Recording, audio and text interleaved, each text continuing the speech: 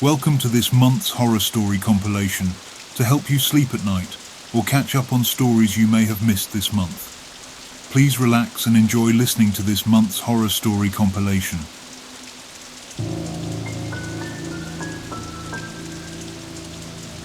Many years ago in the early 2000s, my family and I went on our annual Labor Day weekend camping trip. It had been a tradition for as long as I could remember. Every year we'd head to the same spot in the woods. But that year, my dad wanted something different. He'd heard about a more remote campsite, deeper in the wilderness, promising seclusion and tranquility. We packed up our typical camping stuff, but this year we packed up our swimsuits too, because Dad said there might be a waterfall with a small pond area we can swim in. We drove through unfamiliar roads, but were excited about the trip. My younger sister Emily and I talked about the trip. We also talked to our parents on what we are going to do with our 3-day weekend and what we are going to eat. Being 10 and 8 years old, respectively, our imaginations ran wild with tales of the hidden waterfalls and undiscovered treasures. We finally got to the woods where our campsite will be for the next couple of days. Then we grabbed our hiking gear and began our walk into the dense woods. The trail was beautiful, going through towering trees and thick underbrush, the sunlight filtering through the leaves overhead. The path was rugged, and the sounds of nature was calming, a chorus of chirping birds, rustling leaves, and distant trickling water. We hiked for hours, our feet hurting more as we made it deeper into the woods. We stopped a couple of times when we saw a beautiful scene that Emily and I had to take pictures of with our new Polaroid cameras we got for Christmas that year. As we continued our hike, we could hear the faint sound of rushing water growing louder and louder with each step. We were so excited. We imagined a hidden waterfall that very few get to see that was waiting for us at the end of our journey. Finally, the trail opened up to a clearing, and there it was. The waterfall we have been anxiously waiting to see. The water was so crystal clear as it cascaded over the rocky cliff, which was mesmerizing to see. We stood in awe, taking in the sight and sound of the waterfall. But as we took in the breathtaking scene, something sinister disrupted our peace. Emily and I exchanged puzzled glances as a disheveled figure emerged from behind the trees, just a short distance from the waterfall. The man's clothes were ragged, dirty white, and his eyes had a wild, unsettling look. He moved with a strange, jerky gait that sent chills down our spines. We watched in silence as he approached the waterfall, muttering incomprehensible words to himself. His presence felt entirely out of place in this serene setting. Our parents, caught up in the beauty of the waterfall, hadn't noticed the intruder. As the man reached the edge of the pool beneath the waterfall, he let out a guttural, inhuman scream that echoed through the clearing. Emily and I gasped, our hearts racing. The man's eerie behavior and blood-curdling scream filled us with dread. We desperately tugged at our parents' sleeves, trying to direct their attention to the bizarre scene unfolding before us. But they remained oblivious, mesmerized by the waterfall's beauty. The man continued his unsettling ritual, his eyes fixed on the cascading water, seemingly lost in his own world. We were paralyzed with fear, torn between staying hidden and calling out to our parents. Finally, the man abruptly turned and disappeared back into the woods, leaving us trembling with confusion. We knew we had to tell our parents what we had witnessed, but the memory of the man's wild eyes and haunting scream shocked us at that moment. As we approached our parents and recounted the chilling encounter, they exchanged worried glances. Our parents didn't see or hear the man scream. Instead, they wrote it off to our wild imaginations. They told us not to worry about it and to enjoy the scenery while setting up camp for the night. We quickly set up our tents and started a fire, eager to shake off our unease. As the sun set and the night emerged, my sister Emily and I were still not feeling right. We kept telling our parents we didn't want to sleep here, and once again they dismissed it as our minds running wild. Around midnight, I awoke to the sound of rustling leaves outside our tent. My heart pounded in my chest as I nudged Emily awake. She groggily asked what was going on, and I motioned for her to stay quiet. Peering through the mesh window of our tent, I saw a faint figure moving between the trees. The moonlight cast eerie shadows, making it difficult to discern any details. Whispers of dread crawled up my spine as I watched the figure come closer. It was the same man we saw from earlier, disheveled and haggard, his tattered clothing barely hanging onto his frail frame. He moved with a strange, disjointed gait, and his eyes, wide and wild, darted around as if he were searching for something or someone. I grabbed Emily's hand, my fingers trembling. We watched in horror as the man drew nearer to our campsite, his presence growing more unsettling with each step. He paused, standing just beyond the glow of our dying campfire. His eyes locked onto ours through the tent window, and a shiver shot down my spine. Suddenly, he let out a guttural, inhuman scream that sent a chill through the entire forest. We heard him mutter to himself, words that were barely intelligible, but sounded like a disturbing mantra. Then, without warning, he turned and disappeared into the darkness, his eerie scream lingering in the air. We told our parents what we experienced, and once again they didn't believe us. They said we had one more night of being here, so let's enjoy it before they and us had to get back to work and school. They later promised pizza on the way back was when we finally gave in. Finally, one last night at the campsite, and my sister Emily and I couldn't sleep. Luckily, nothing eventful happened that night, other than both of us having a bad dream of being attacked by a wild dog. Finally, the next day came, and we packed up our things and hiked back to our car. We kept asking our parents to ask the state troopers about the man we saw. Finally, after hours of asking on our hike back, our parents gave in. When we finally reached civilization, my dad reported our encounter to the local authorities. A state trooper listened intently and then asked us to describe the man. We did our best to recount the chilling details of our encounter. The trooper nodded solemnly, then turned to his computer. After a few moments of typing, he swiveled the screen to face us and asked, "Is this the man you saw?" Our hearts sank as we stared at the screen. It was a black and white photo of the same disheveled man we had encountered in the woods. "Yes," I stammered, my voice barely audible. The state trooper sighed and leaned back in his chair. "That man you saw, he ran away from an insane asylum over 50 years ago. They never found him." My family exchanged horrified glances. The trooper continued, "We've had reports of him appearing in these woods from time to time.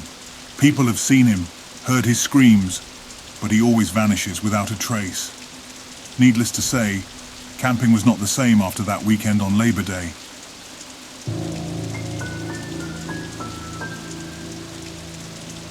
I never thought that a seemingly ordinary Labor Day festival could turn into a nightmarish ordeal.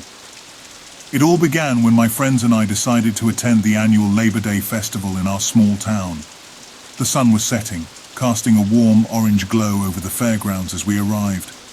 The atmosphere was electric, with people laughing, music blaring, and the tantalizing scent of funnel cakes filling the air. It was the perfect way to bid farewell to summer. We roamed the festival grounds, indulging in carnival games and greasy fair food, trying to soak up every last drop of summer fun. As the night progressed, I noticed something odd. The carnival lights started flickering erratically, casting eerie shadows over the crowd. At first, I brushed it off as a technical glitch, but a growing unease nagged at the back of my mind. My friends and I gathered near the Ferris wheel, debating whether to call it a night or stay for the fireworks display. Just as we were about to make a decision, a blood-curdling scream pierced the air. It was a woman's voice, filled with terror and despair. We turned in the direction of the scream and saw a small crowd forming around a food booth. Pushing through the crowd, we were met with a gruesome sight. A man, dressed in a tattered carnival worker's uniform, lay motionless on the ground. His eyes were wide open, devoid of life, and his throat had been brutally slit. Panic swept through the festival like wildfire. People screamed and scattered in all directions. My heart raced as I realized that we were in the midst of a horrifying nightmare. The killer could still be in the crowd. My friends and I decided to stick together as we navigated through the chaos, making our way toward the festival's exit. We kept our eyes peeled for anyone who seemed suspicious, anyone who might be the killer among the fleeing crowd. The festival grounds seemed like a maze, and it was impossible to know if the killer was still among us. Every shadow seemed to hold a threat, and every stranger we passed filled us with dread. We were on high alert, ready to react at the slightest hint of danger. After what felt like an eternity, we finally reached the exit and breathed a sigh of relief. Sirens wailed in the distance as police cars and ambulances rushed to the scene. The killer had vanished into the night, leaving us with a chilling sense of unease. To this day, I can't forget the horrors I witnessed that Labor Day night. The festival that was meant to be a celebration had turned into a nightmare, and the memory of the carnival workers' lifeless eyes still haunts my dreams. Labor Day will never be the same for me.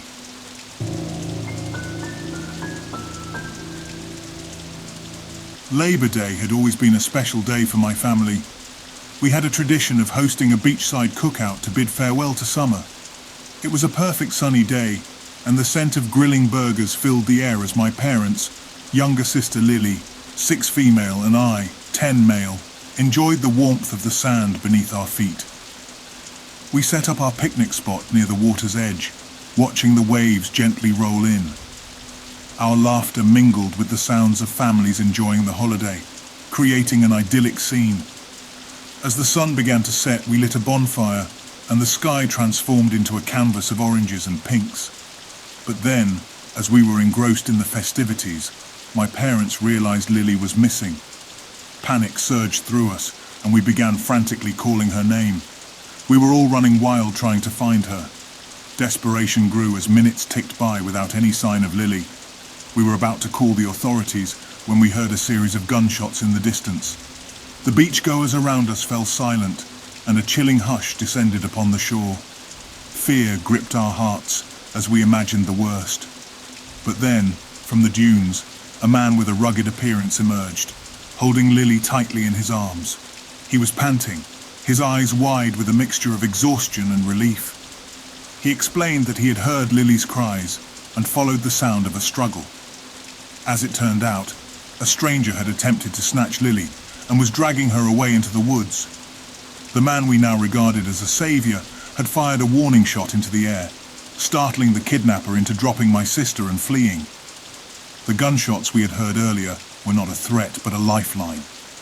Tears of gratitude filled my parents' eyes as they embraced Lily. The man stayed with us until the police arrived to take our statements and search for the would-be kidnapper. That Labor Day, we went home after we had our burgers.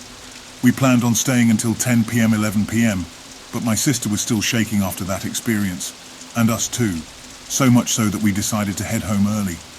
We still do cookouts every Labor Day weekend, but we are on high alert, and so is my sister from now on.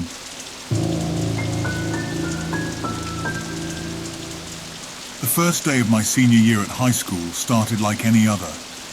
I was the kind of guy who preferred blending into the background, avoiding the spotlight, and keeping my circle of friends small. I was mostly thinking about the football season and how excited I was to hopefully get a scholarship to my dream college. I know it is very strange for a football player to be introverted, but that's the type of person I am, and people around me just had to deal with it. All in all, I loved the sport. But that day, everything changed when a new student walked into my classroom. His name was Lucas, and he had an unsettling intensity about him. He was tall, with jet black hair and piercing blue eyes that seemed to lock onto mine as soon as he entered the room. He introduced himself to the class and took a seat right behind me, much closer than the empty desks available. I was initially flattered that someone wanted to befriend me. Lucas was charismatic, charming even. He struck up conversations about shared interests and quickly suggested that we exchange Snapchat usernames. I agreed, thinking it was just a normal way of making friends. At first, I dismissed the nagging feeling that something was off. I kept my big head and sometimes my egotistical tendencies in check. Maybe Lucas was just overly friendly or socially awkward. But as the days turned into weeks, his behavior grew increasingly invasive. He started showing up wherever I went, from the library to the cafeteria. I'd turn around, and there he'd be, that unnerving smile etched onto his face. He began sending me incessant text messages and emails, detailing my daily activities with disturbing accuracy. I felt like I was being watched every moment of the day. My friends noticed the change in my demeanor and my constant unease. They asked what was going on, and I told them. They asked if I had my Snapchat location on because one of them had a similar experience with a crazy ex of his from another school, who was able to follow him thanks to that app.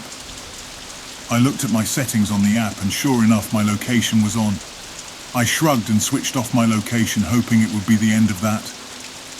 One evening, as I was heading home after practice, I noticed Lucas following me. He trailed me from a distance, always just out of sight, but I could sense his presence like a shadow lurking in the darkness. Fear gnawed at the edges of my consciousness, and I knew I had to confront him. I confronted Lucas the next day at his locker, asking him why he was so obsessed with me. He made this angry huffing sound like a pig or hog would make as they were about to attack or was angered, and said, "I'm not obsessed with you, you are obsessed with me," and slammed his locker door shut and ran off. I was hoping that was the end of that because I didn't see him for the rest of the day, but I could tell I made him angry. Again, I just shrugged it off and continued my day. One evening, after a grueling football practice, I headed to the locker room to change. I was exhausted, and my buddies and I were talking about the football season and practice. They left one by one, but I stayed behind because I was talking to this cute girl at the time and wanted to shamelessly take shirtless photos of myself without people around. I know, don't judge me. It's not something I'm proud of, but in my defense, she was a really cute girl. As I was in the bathroom taking the photos, I heard the locker room door open and shut. Thinking it was one of my teammates or coach, I hurried and put on my shirt, only to walk out and be met with Lucas. He was standing between me and the doorway. His eyes were filled with sinister hatred determination as he was holding a bat. I was stunned at what I saw. Fear gripped me, but my swift football reflexes kicked in. I managed to get him out of the way when I pushed my football bag in his face and made a run for the door. He tried to grab me, but I managed to evade his grip and escape. I ran one way, and I looked behind me and noticed Lucas ran the other way as I picked up my phone to call the police. The police did a thorough investigation and were able to look at the security cameras the school had outside and saw Lucas did in fact come into the locker rooms with a bat.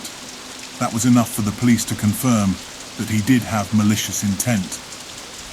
The next day, the school principal called me into his office. That's when I learned about Lucas's disturbing stalking history, which included multiple expulsions from other schools. The police had arrested Lucas and charged him thanks to the overwhelming emails and text messages I saved along with the security cameras. Lucas was permanently expelled from my high school, which was a sigh of relief for me. I genuinely hope he gets the help that he needs and that we never have to meet again. From that day forward, I kept my online presence more private and never let my guard down, even in the locker rooms.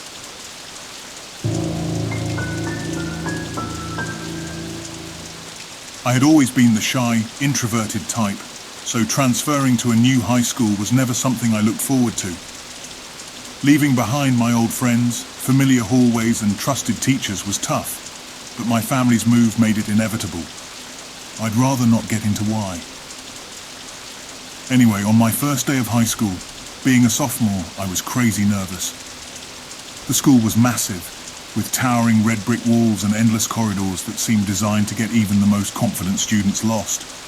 It was rumored to be an old mansion, converted into a school decades ago. Meanwhile, it just looked like a prison to me.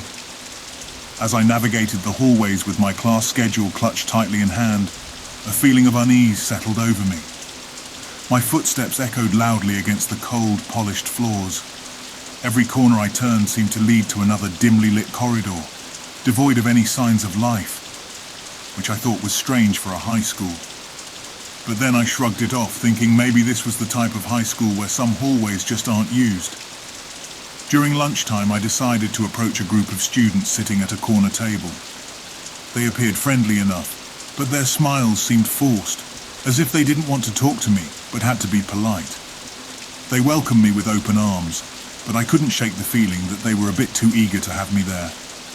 In the days that followed, strange occurrences became a daily routine.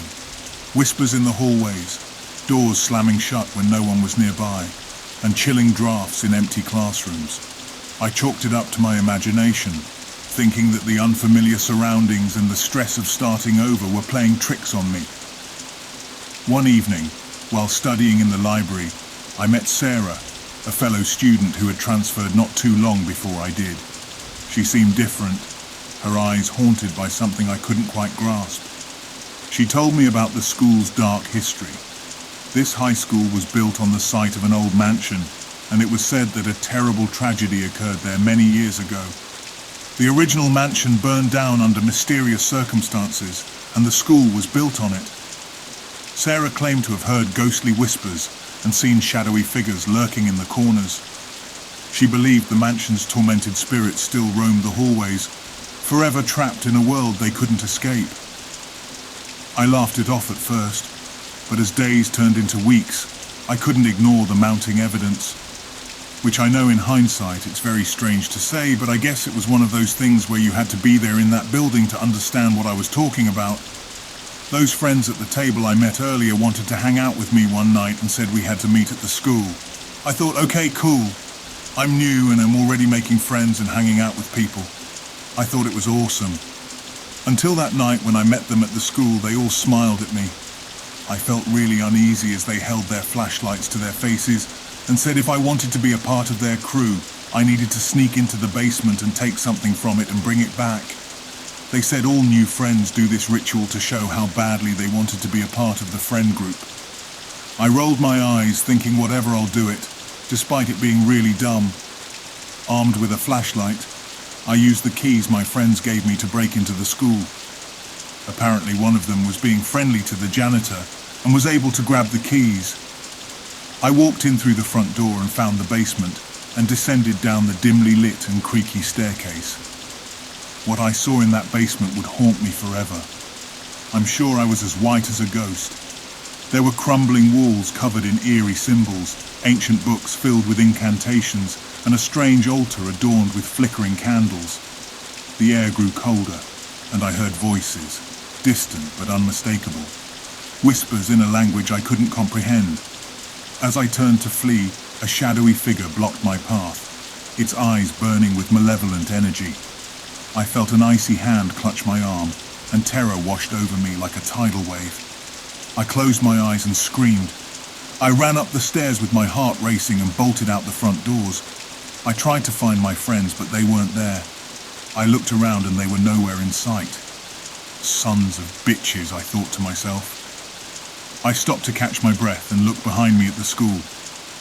Nothing. It seemed like an ordinary school from out here, but I didn't want to be there any longer, so I decided to jog home and drop the keys on the way, because I didn't care anymore. I just wanted out of this school. From that day on, I avoided the basement and the corner table in the lunchroom. I had heard enough ghost stories to know that some places are best left avoided. This high school had secrets, and I was determined to survive the school year without uncovering any more of them. But the feeling that something was watching me, something ancient and malevolent, never truly went away. It was an ordinary Wednesday morning when our biology teacher, we're going to call her Mrs. Harris, announced a field trip to the nearby Pinecrest Park. We were going to explore the park's diverse nature, applying what we had learned in class about native plant species and wildlife. At the time, it sounded like an enjoyable escape from the monotony of textbooks and classroom lectures. So we were all pretty excited. A week later, our class gathered at the park entrance, equipped with field guides, notebooks, and other school stuff. Pinecrest Park was a beautiful place, with towering oaks and winding trails, but it was known for its dense undergrowth and the stories of strange occurrences that happened deep within its woods.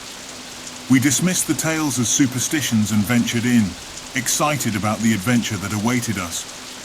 Mrs. Harris gave us a brief overview of the plant species we were expected to find and encouraged us to explore the park in small groups.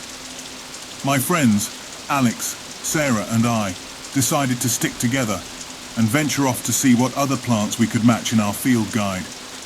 As we wandered deeper into the woods, the atmosphere began to change. The sun-dappled path grew dimmer, and the chirping of birds was replaced by an eerie silence. That's when we heard it, a distant, haunting melody that seemed to emanate from deep within the forest. It was unlike anything I had ever heard before, a tune that sent shivers down my spine. Sarah, always the fearless one, suggested we follow the sound to its source. It seemed like a bad idea, but at the same time I didn't want to seem scared. Plus an adventure and an opportunity to find out what the haunting music was did sound exciting. Alex hesitated but eventually agreed, and we pressed on, tracing the strange melody as it led us deeper into the woods. The further we ventured, the denser the underbrush became, and the melody grew louder, which made us even more excited. My heart pounded in my chest, a mixture of fear and excitement coursing through my veins. We came to a small clearing bathed in an eerie blue light, and there in the center stood a solitary tree unlike any I'd seen before. The tree was ancient, its gnarled branches twisted and contorted into grotesque shapes. Its bark was a sickly shade of grey, and its leaves, if you could call them that, were pale and almost translucent. But what held our attention was the source of the haunting melody, a small porcelain music box hanging from one of the tree's branches, swaying gently in the breeze. We approached the tree cautiously, our eyes locked on the music box. Sarah reached out to touch it, her fingers trembling, but before she could make contact, the melody abruptly ceased, and the box fell silent. At that very moment, the woods seemed to come alive with an unsettling energy. The branches of the twisted tree began to writhe and contort. The ground beneath our feet trembled, and an otherworldly wind whispered through the leaves. We started to panic and tried to run back, but the once clear path we had followed was now a maze of thorns and brambles, trapping us in the clearing. As we struggled to break free, the music box began to play again, its notes more discordant and dissonant than before. We all thought we saw shadow figures, but needed to focus on one thing, and that mission was to get the hell out of here. With a surge of adrenaline, we broke free from the thorny trap and ran back the way we had came. The haunting melody chased us, growing louder and more sinister with every step. It was as though the forest itself was trying to ensnare us in its evil grip. We finally burst out of the woods, gasping for breath, and found ourselves back at the park entrance. Mrs. Harris was waiting, her face etched with worry. She had heard the music too, and the fear in her eyes mirrored our own. We told her everything, from the music box to the ghostly figures. She listened intently, and then, with a grave expression, led us back to the bus. We never spoke of that day again, and Pinecrest Park was never mentioned in class. Years have passed, but the memory of that haunting melody and the twisted tree still haunts my dreams. I often wonder what's there in the forest holds, and if we had ventured further, would we have discovered more than we ever wanted to know?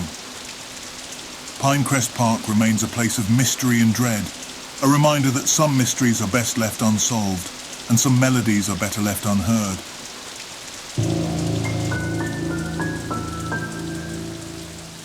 This eerie encounter etched itself into my memory when I was just 7 years old. It was the cusp of a new school year, the excitement of the first day looming ahead, but before that, we had the chance to meet our teachers.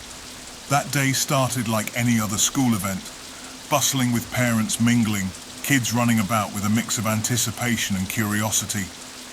Amidst the crowd, my parents approached my new teacher, engrossed in conversations about the upcoming semester. I found myself quickly becoming bored with the adult chatter, and my curiosity led me to explore the trophy cases nearby. It was during this brief wander that my path crossed with the stranger who would forever alter the course of that day. The man's approach was friendly, his expression warm as he inquired about my name and teacher for the year. I answered him with the politeness I'd been taught, a reflection of the respect I was expected to show any adult. As he engaged me in conversation, I couldn't help but feel a little proud that an adult was interested in talking to me. However, it wasn't long before he skillfully maneuvered the conversation away from small talk. He began describing a secret room within the elementary school, a place where the cool kids would retreat to when they needed a break from the watchful eyes of teachers.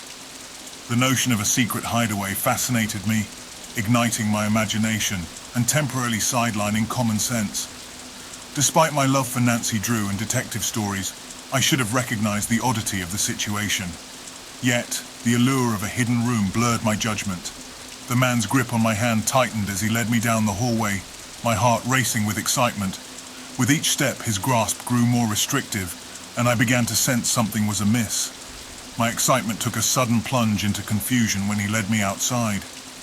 I voiced my puzzlement, only to be met with his explanation that the secret room was accessible through a concealed entrance on the playground. At this point, he hastened his pace, his grip like a vice on my hand. As we neared a car, my unease intensified, and I came to a halt, tugging on his grip with growing resistance. As the realization of danger sank in, I was propelled into action, the instinctual response of any child in peril. I screamed at the top of my lungs, kicked, and bit with all the might my small frame could muster. It became a battle of persistence, a struggle between my survival instincts and his intent. Then, in a moment of desperation, he scooped me up into his arms, likely aiming to subdue my resistance. Yet fate intervened at that very moment. The door burst open, revealing a flood of parents and teachers who had recognized the perilous scene unfolding. As their eyes locked onto the chaos, the man dropped me in a hurry and fled the scene. The rapidity of his departure only cemented the gravity of the situation. Something sinister had been afoot. The teachers, my parents among them, rushed to my side, their faces a mixture of shock and concern. One teacher in particular managed to jot down his license plate, which ultimately played a pivotal role in his subsequent arrest. A short time later, the stranger was apprehended, his intentions laid bare for all to see. In the aftermath, I was fortunate. Physically, I bore only minor scrapes and bruises, a testament to the struggle that had ensued. Emotionally, however, the incident left its mark. As my parents held me close, their hugs felt like a lifeline. My mum's embrace, tighter than ever, conveyed a sense of security I hadn't fully understood until that moment. The events of that harrowing day served as a stark reminder of the importance of vigilance and awareness. It was a lesson that transcended my love for detective stories and thrust me into a reality where danger could take many forms. The embrace of my parents that day wasn't just a gesture of comfort. It was a lifeline to safety, a reminder that even in the midst of darkness, there were those who would protect and shield me from harm.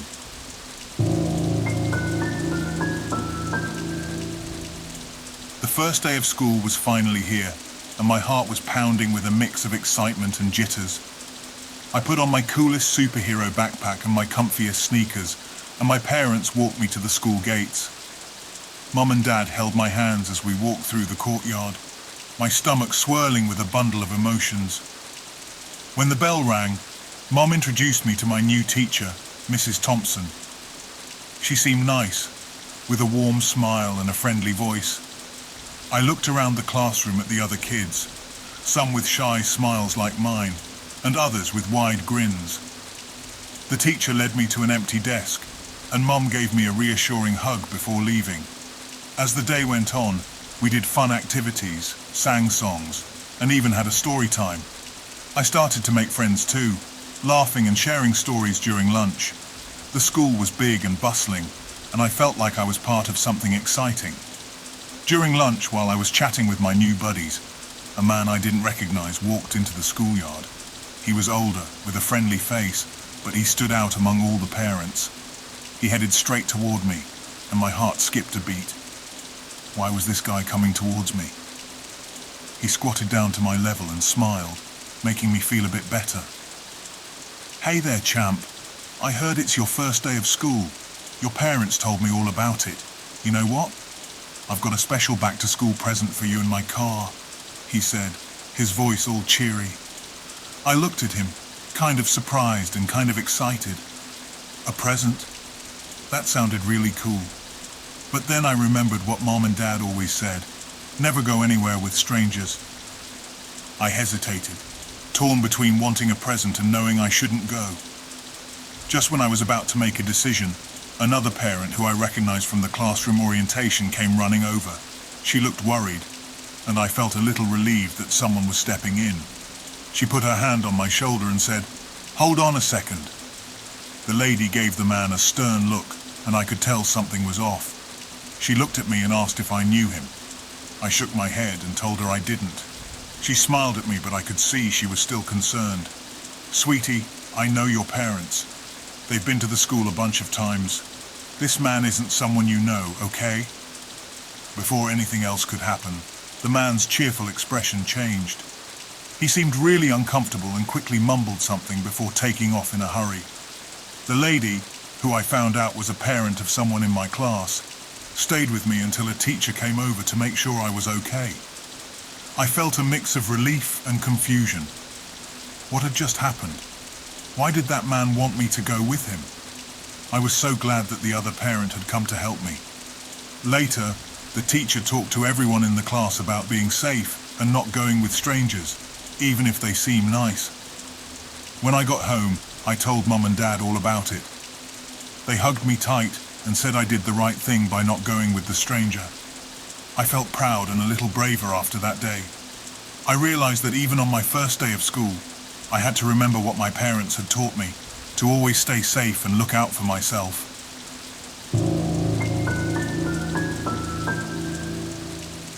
Just the other evening, I found myself at a bustling megastore with my two daughters in tow, one in elementary school, the other in middle school.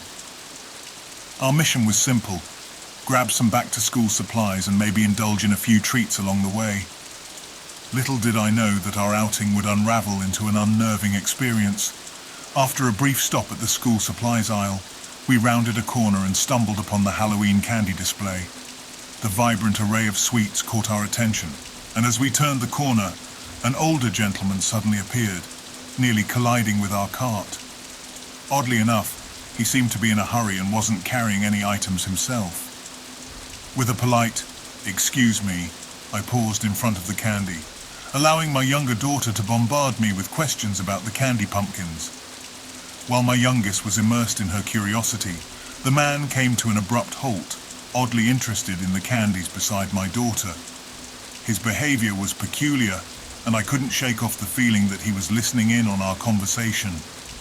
Things took a stranger turn when my daughter announced her desire to take a picture of the candy. The man's response was a twitchy, furtive glance in my direction. We moved on to the women's pajama section, momentarily brushing off the odd encounter. As I browsed, I couldn't help but notice the same man passing us by once more. This time, he was headed toward the shoe department, clutching an oversized bag of candy.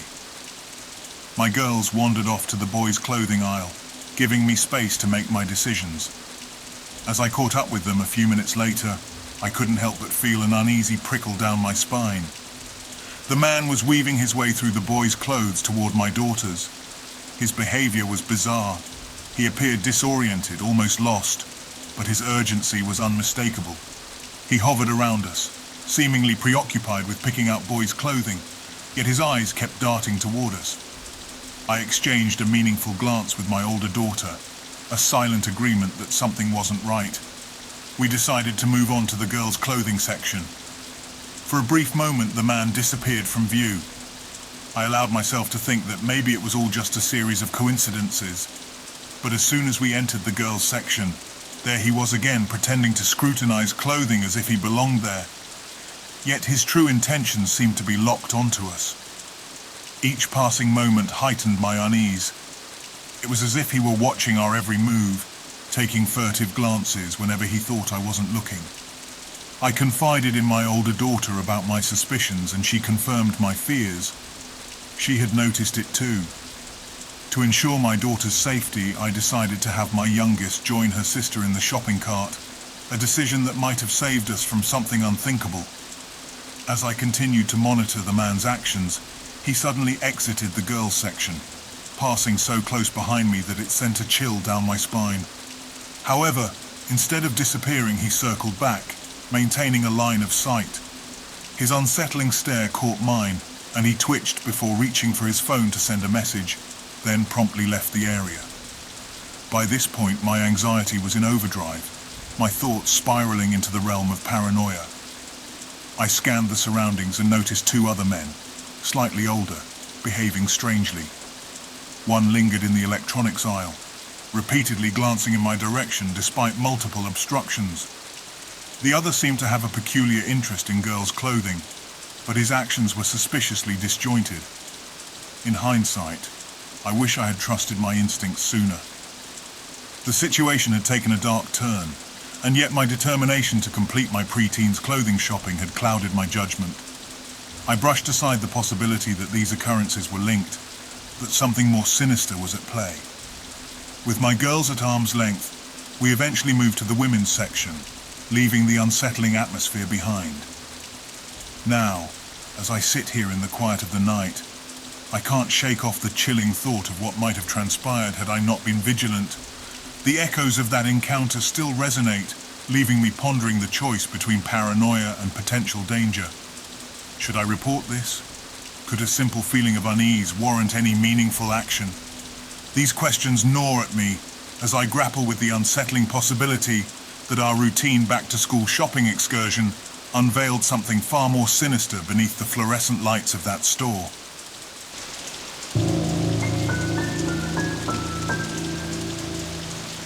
Before starting college, I was filled with anticipation and excitement.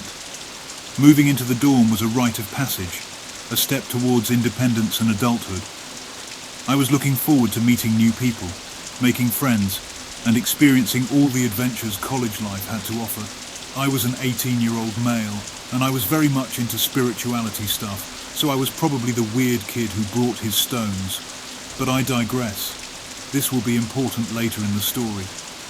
As orientation week and welcome events unfolded, my enthusiasm was slightly dampened by the realization that my new roommate, Ethan, was peculiar, to say the least. He had an eerie aura about him, the kind that made you feel uneasy in his presence. From the beginning, Ethan exhibited odd behavior. He seemed to always be around, observing, his eyes locked onto me with an intensity that sent shivers down my spine. It was like he was sizing me up, trying to see something beneath the surface. Ethan's strange habits didn't stop there. He would often disappear into the room's shadowy corners, where I couldn't see what he was doing. And when I tried to engage in conversation, his responses were minimal, sometimes non-existent. It was clear that he wasn't interested in making friends or even acknowledging my presence. The creeping unease grew when I noticed him going through my personal belongings. At first, I tried to give him the benefit of the doubt, thinking maybe he was just absent-minded or socially awkward. But as the days passed, his behavior became more unsettling. He seemed obsessed with my things, like he was trying to uncover some hidden secret. I mean, I did have stones and yoga books in my bags. I also had the yoga symbols, and was a practicing Wicca at the time, so I understand people who are really religious being uncomfortable with that type of thing. But it's not like I shoved it in his face. I really tried hiding it, and not make it known of my religion, because I've had friends who have been harassed badly in the past by Christians and other super religious type of people that I didn't want to get into it. One night, as I lay in bed, I heard him whispering to himself. The words were unintelligible, but the tone was disturbing, filled with anguish and desperation. I couldn't understand what was driving him to this bizarre behavior. If I had to make a guess, I think he was speaking in tongue but couldn't be sure. I couldn't take it anymore. The constant feeling of being watched, my privacy being invaded, it was all too much. I decided to request a room change. The resident advisor agreed that something was off about Ethan, and he promised to find a solution. A few days later, I received news that I would be moving to a different dorm room. The relief was immense, and I eagerly left the unsettling room and its enigmatic occupant behind. As I started packing my things one day, Ethan was staring at me very angrily. He asked why I was moving, and I told him a lie and said I already met a lot of cool people who asked me to move in with them, which wasn't the case, and I don't think he was buying it either. He started to get defensive and blocked the door a couple of times when I was trying to leave the room. Whenever I was packing, he was mimicking my moves, blocking me from the door. I was getting so fed up. I started to raise my voice and yell so people in the hallways could hear. I wanted to call the cops, but really couldn't do much because all he was doing was blocking the door. That's a silly reason to call the cops, I thought. So my best course of action was to draw as much attention to myself as much as possible. That's when my resident advisor heard the commotion and asked what was going on, and that's when Ethan finally left. When he did, I hurried and packed as much as I could. Luckily, the resident advisor helped me too, because even he thought that whole situation was bizarre. Luckily, life in my new dorm was refreshing, and I slowly put the strange experience with Ethan behind me. As the semesters passed, I made friends and embraced my college journey. I never heard from or about Ethan again. In fact, no one has heard from him again. Once I moved out and kept passing my old dorm to get the class, it looked almost abandoned. I asked my resident advisor about Ethan, and he said Ethan just left one day and never came back. It remained vacant for years, a mystery within the campus. Looking back, I couldn't help but wonder if Ethan's behavior had been a result of some mental turmoil. If he did suffer from undiagnosed mental issues, then I genuinely hope he does get the help he needs. One thing was for sure. College had its share of strange and unsettling experiences, but none quite as bizarre as my encounter with my mysterious and troubled roommate, Ethan.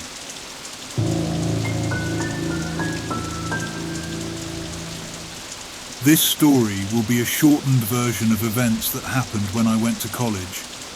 There was more to the story, but rather not get into further detail because some things were too disturbing for me to talk about. But I was thrilled to start my first year of college and move into the dorms. The idea of living independently, making new friends, and experiencing all the freedom college had to offer excited me to no end. However, my excitement turned to apprehension the moment I met my new roommate, Eric. Eric had a reputation on campus as an eccentric and reclusive individual. When we first met, he seemed polite enough, but there was something off about him. His eyes had a perpetual haunted look, as if he carried some heavy burden. The trouble began on our first night in the dorm. As I lay in bed trying to get some rest before the start of classes, I heard Eric muttering to himself in the darkness. At first, I thought he was just sleep-talking, but his words were anything but ordinary. "I see them," he whispered, his voice trembling. "The demons, they're all around us." I sat up in bed, my heart pounding. "Eric, are you okay?" He didn't respond, his gaze fixed on something I couldn't see. I assumed he was sleepwalking or having a nightmare, so I shook him awake. He snapped out of his trance-like state, but his wide-eyed look of terror remained. "The demons," he stammered. "They were right here, I swear." I tried to reassure him, convinced that it was just a vivid dream or a momentary lapse of judgment. But as the weeks went by, Eric's behavior became increasingly erratic. He would spend hours drawing strange symbols on the walls and floor of our dorm room, muttering incantations under his breath. He claimed he could see demons lurking in the corners, their malevolent eyes watching his every move. I tried to be understanding, thinking that perhaps he was struggling with his mental health or stress from the transition to college life. I encouraged him to seek help from the campus counseling center, but he vehemently refused, insisting that no one could help him. As the semester wore on, Eric's obsession with the supernatural escalated. He began to lose touch with reality, barricading our door with furniture to keep the demons out. I would often return to our room to find him huddled in a corner, clutching a crucifix and reciting prayers in a desperate attempt to ward off the unseen threats. One night, as I was studying in the common area of our dorm, I received a frantic call from Eric. He was convinced that the demons had taken physical form and were coming for him. I rushed back to our room, fearing for his safety.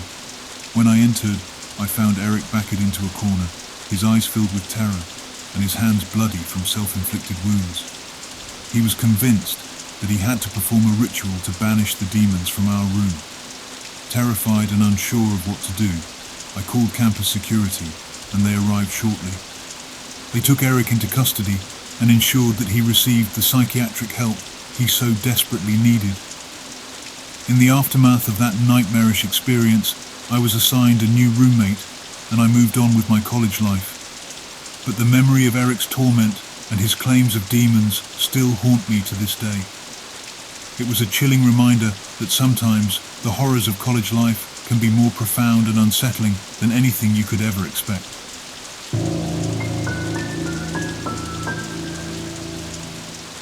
Starting college was a thrilling new chapter for me and my two best friends, Jake and Dylan. We had chosen the same university and decided to live in a dorm together. It was a dream come true, a chance to continue our close-knit friendship while embarking on this exciting journey. One crisp autumn evening, we decided to venture out to the secluded nature walk on campus. It was a hidden gem, nestled in the woods far from campus. The idea was simple. We wanted to enjoy a night of underage drinking, sitting around a bonfire and reveling in our newfound freedom. The three of us set off with a backpack filled with snacks, hid a few bottles of alcohol, well, we were underage after all, and set out for our night of drinking and mini-partying. The night air was crisp, and the darkness of the woods added an element of spookiness to our walk. We reached our destination, a small clearing with a fire pit surrounded by tall trees. The stars were visible overhead, and the silence of the forest was punctuated only by our laughter and the crackling of the fire. It felt like we were the only people in the world, and we enjoyed that after a long week of welcome, week, and orientation, and meeting new people. It just felt overwhelming and exhausting. At the same time, it was exciting too, but all in all a nice drink and chatting with friends at night was much needed. As we sat around the fire, we shared stories of our high school experiences, our hopes and fears for the upcoming semester, and our excitement about finally leaving our teenage years behind. It was a night of enjoyment before we got busy with our semesters, and we relished every moment of it. As the night wore on and we continued to drink, the atmosphere grew more relaxed. We leaned back, our faces bathed in the warm glow of the fire, our worries and stresses temporarily forgotten. But then, the tranquility of the woods was shattered as we heard rustling in the trees and the faint crunch of leaves underfoot. At first, we brushed it off as our imaginations, attributing it to the wind or small animals scurrying around. Then, the first rock was hurled from the darkness and landed with a thud near the fire. We froze, our laughter extinguished, replaced by unease. Someone must be messing with us, we thought. A prank, perhaps. We glanced at each other, unsure of what to do next. Seconds later, more rocks came hurtling out of the darkness. They were closer this time, landing closer and closer to us. Panic gnawed at us, but we still clung to the belief that it was just a prank by some fellow students. Then, it happened. A big rock was hurled and struck me in the eye, and pain exploded in my head. Blood flowed, and I clutched my face in agony. My friends screamed, their voices filled with terror and concern. It was no prank, it was an attack. Without a moment's hesitation, we scrambled to our feet and raced away from the fire and back through the mini path that led to our campus in the woods. Branches whipped at us as we fled, our hearts pounding in our chests. The fear and adrenaline fueled our desperate escape. We didn't stop running until we reached the safety of our dormitory, our hearts still racing and my injured eye throbbing with pain. We sadly didn't report the incident because we were underage drinking and just started college. We didn't want to get expelled and kicked out on our first week. Luckily, the skin above my eye didn't need stitches. We didn't think. In the end, we never discovered who had attacked us that night in the woods. The incident remained a chilling and unresolved chapter in our college experience. Needless to say, my friends, and I never went back to that part of campus ever again. Our semester was Greek though.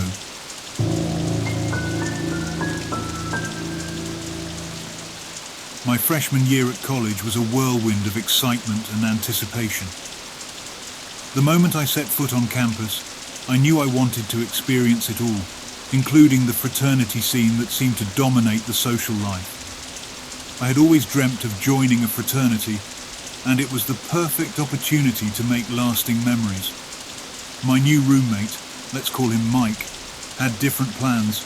He wasn't particularly interested in the fraternity scene and preferred to steer clear of wild parties. But we had ended up at a party school, and I convinced him that we might as well embrace the college experience, at least for one night. He reluctantly agreed. So then we started making our way to a sketchy-looking fraternity party. The place was alive with music, laughter, and the unmistakable scent of alcohol. The pulsating bass and the flickering neon lights created a surreal atmosphere, drawing us in like moths to a flame. The fraternity house itself was an old, imposing structure with creaky wooden floors and walls that had seen their fair share of wild parties. The air was thick with anticipation, a mixture of excitement and tension that seemed to hang over the entire building. The walls echoed with laughter and the clinking of cups, and it felt like a world far removed from the ordinary. The living room was a blur of activity, with people dancing, chatting, and playing various drinking games. The music was deafening, and it reverberated through the floors, making conversation nearly impossible. The partygoers, a mix of guys and girls, were dressed in an array of outfits, from casual jeans and t-shirts to more revealing attire. It was a diverse crowd. The scent of alcohol hung heavy in the air, intermingled with the aroma of various foods and snacks that were scattered throughout the house. Red plastic cups, the unofficial party accessory, were everywhere, filled with a variety of concoctions that would undoubtedly fuel the revelry. As the night started to pick up, I lost track of time, caught up in the excitement of the party. The music seemed to pulse through my veins, and I had a great time with girls dancing with and on me. It was like heaven on earth. I also kicked myself thinking I should have done a competition with my roommate to see who could get the most numbers. But amidst the chaos and the revelry, I noticed that Mike had drifted away from our group of friends. I tried not to worry too much, assuming he was just mingling with others or maybe taking a breather outside. However, as the hours passed and I still couldn't find him, I started to worry. I asked around hoping someone had seen him, but no one had.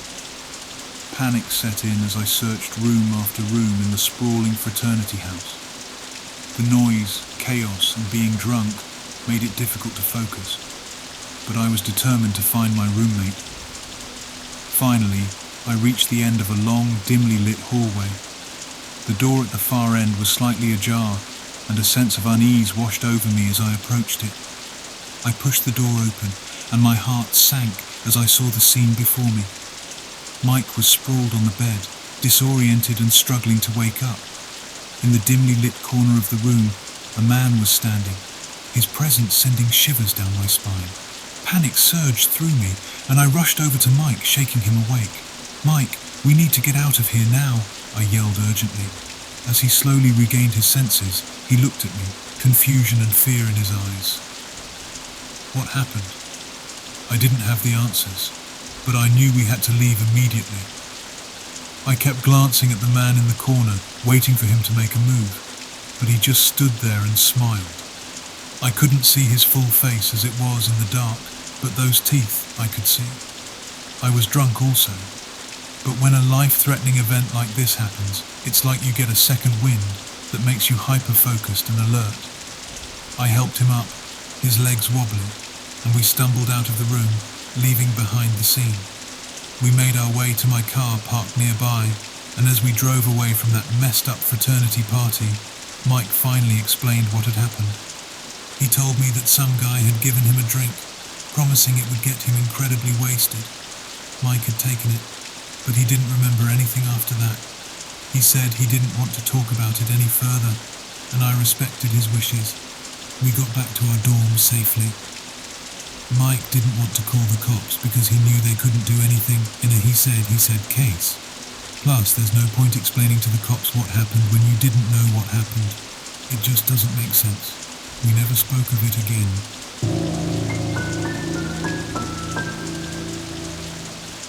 As college students, my friends and I were always seeking some type of adventure we can do or exploration. We had heard countless stories about the abandoned building that stood on the fringes of our university campus, each tale more chilling than the last. It had become a legendary source of fascination among our peers, a place where the bravest dared to venture, and the curious were drawn like moths to a flame. The building had once been an integral part of the university's history, but now it lay forgotten, cloaked in an aura of mystery. It used to be an infirmary or campus doctor's office, or where they would teach their soon-to-be nurses, doctors, or any healthcare professional, I believe. I can't remember the specifics, but it circled around that. Rumours swirled about its past, tales of strange occurrences, unexplained phenomena, and the talks of ghosts. It was the kind of place that sparked our imaginations and ignited our desire for adventure. One evening, fueled by curiosity and a sense of invincibility that often comes with being college students, my friends and I decided to embark on our own expedition into the forsaken building. We believed that the stories and legends were merely exaggerations, products of overactive imaginations and the desire to embellish a good tale. Armed with flashlights and crowbars, we gathered outside the imposing structure. The moon hid behind thick clouds, casting a somber pall over the scene, and the air was heavy with anticipation. The doors of the abandoned building creaked ominously as we forced them open, revealing a dark, dusty interior that reeked of decay and neglect. Our flashlights cut through the darkness, revealing peeling wallpaper, shattered windows, and crumbling staircases. It was like stepping into a time capsule of bygone years, which was really cool to say the least. We explored the ground floor first, our voices hushed in reverence for the silence that enveloped us. Our footsteps echoed through the empty hallways, and the sound of our breathing seemed amplified in the stillness.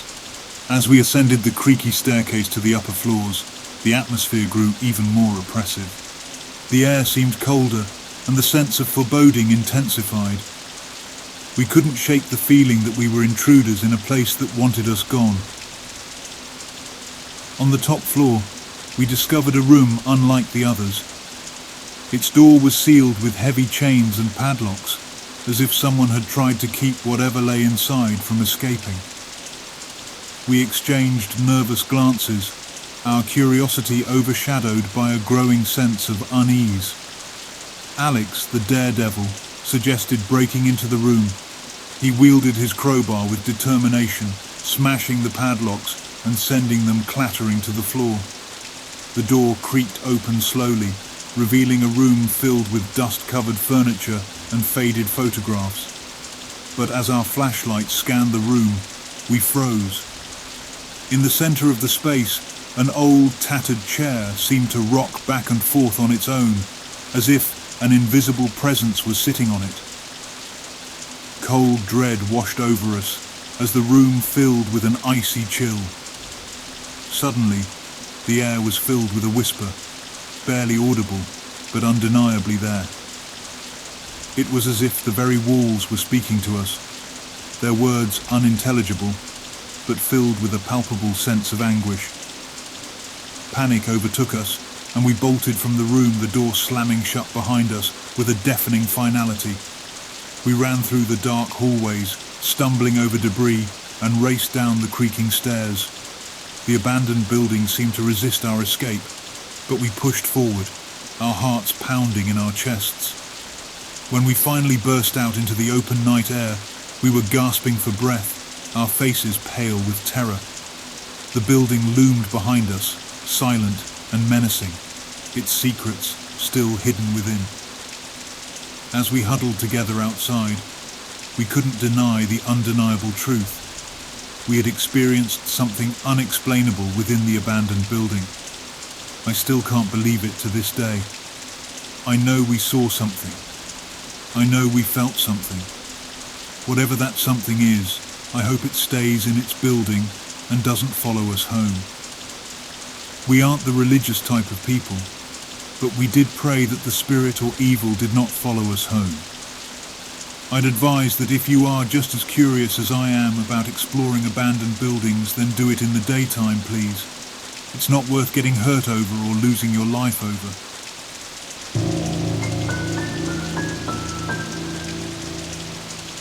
I was 10 years old when my best friend Sarah invited me to her birthday party. She lived in a charming old house on the outskirts of town, surrounded by dense woods that always seemed peaceful. The party promised to be an unforgettable night, with one special guest that Sarah's parents had hired, a clown. Now, I wasn't a fan of clowns myself, but I decided to give him a chance for my best friend, Sarah. Plus, it's not like anything bad really happens at birthday parties, so I thought. As we gathered in the backyard, I couldn't help but feel a sense of unease. The clown was unlike any I had seen before. His makeup was a mess of dark, swirling patterns that seemed to hide his true face. His eyes were hidden behind oversized, black-rimmed glasses that reflected the flickering candlelight from the lanterns strung around the yard. Earlier that day, news had spread of a child's disappearance in a nearby town, which freaked out my parents. They were talking about it and watching it on the news before we left to go to the birthday party. They were judging the parents, thinking how could a parent leave their kid out of sight for just a little bit. Yeah, they were that type of people. As the party began, I couldn't help but think of that missing child and the fear that gripped the community. I will tell you why this is important later. The festivities started innocently enough. The clown juggled brightly coloured balls and performed tricks with balloons. But there was something off about his laughter, a chilling undercurrent that sent shivers down my spine. I noticed that the other kids seemed equally uneasy, but we were determined to enjoy the party. As the evening wore on, the clown's tricks grew more darker. He would make objects disappear and reappear in an eerie fashion. His shadow danced grotesquely on the walls, taking on a life of its own. He seemed to slowly become more madder is the best way I could describe it. The air grew colder, and the lantern flames flickered as if responding to some hidden terror. Then came the moment that would haunt my nightmares for years. The clown began telling a story, a tale of a lost child who ventured into the woods, never to return. As he spoke, his voice took on a heavier and eviler tone, and the shadows seemed to come alive, mimicking the story's eerie characters. I watched, petrified, as the clown's eyes behind those dark glasses freaked me out to my core as he stared at me grinning. My mind raced, connecting the dots between the clown's ominous story and the recent disappearance of the child in the nearby town. Panic spread among the children, and we begged Sarah's parents to end the performance. They rushed to the yard, but the clown had disappeared into the darkness of the woods, leaving behind a trail of echoing, sinister laughter. Sarah's father tried chasing the clown with a bat, but by then it was too late. The clown was already too far ahead for Sarah's dad to reach him. The party ended in disarray, with children in tears and parents trying to comfort them. We initially thought that Sarah's parents had invited the clown, and so did Sarah. Sarah's mum thought her husband had invited the clown as a surprise to both of them. But when he returned home for work, and realising the clown telling the stories and asked about it, that's when they later learned that no one had hired a clown for the party, that he had simply appeared uninvited.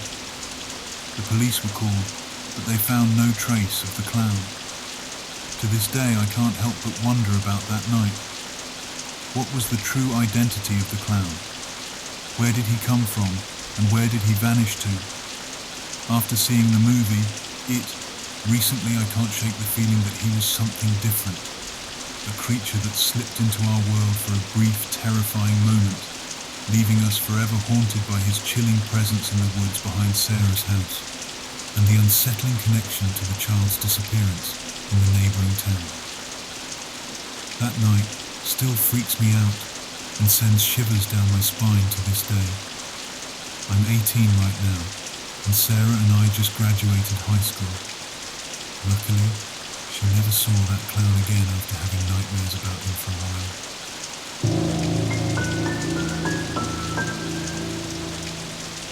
It was my 8th birthday, and my parents had planned an exciting celebration at Dave & Buster's.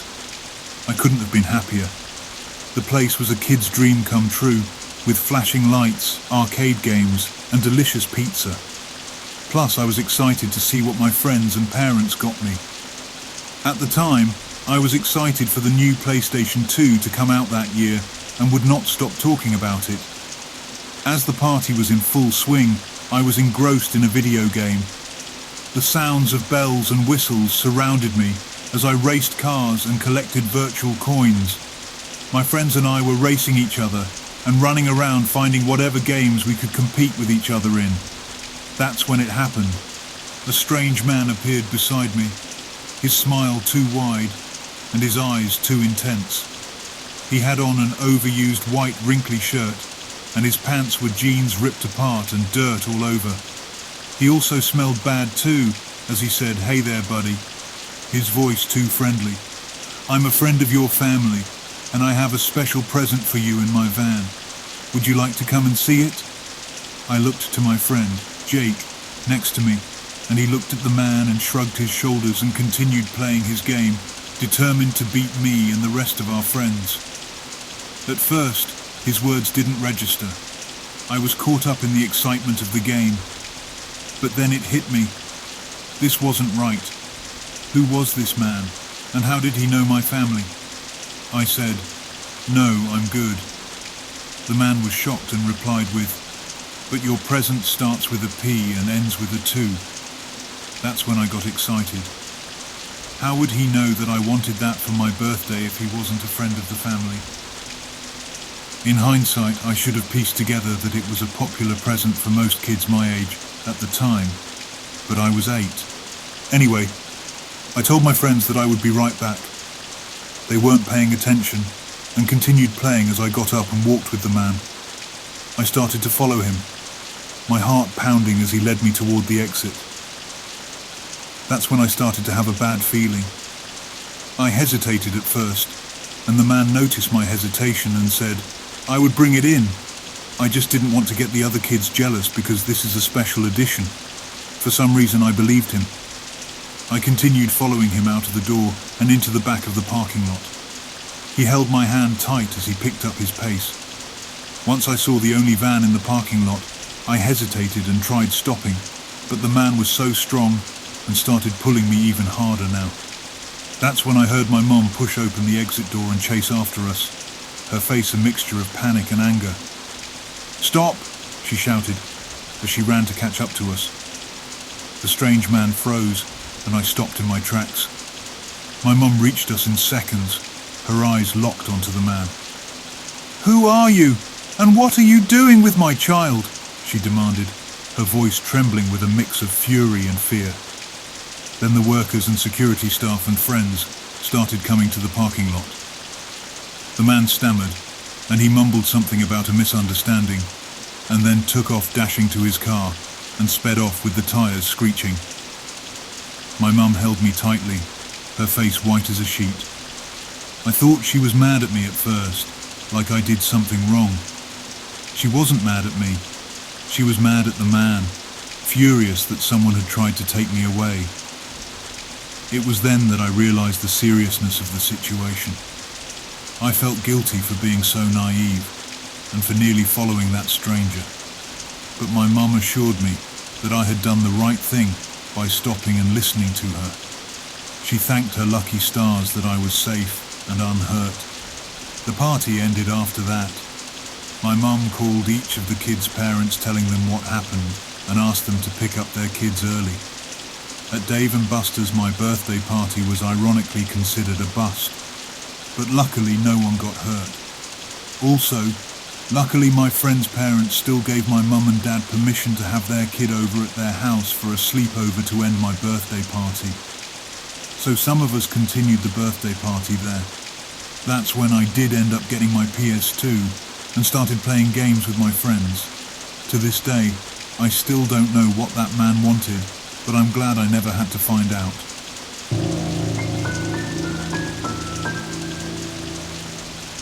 It was my son's 8th birthday, and we had gone all out to make it a memorable celebration.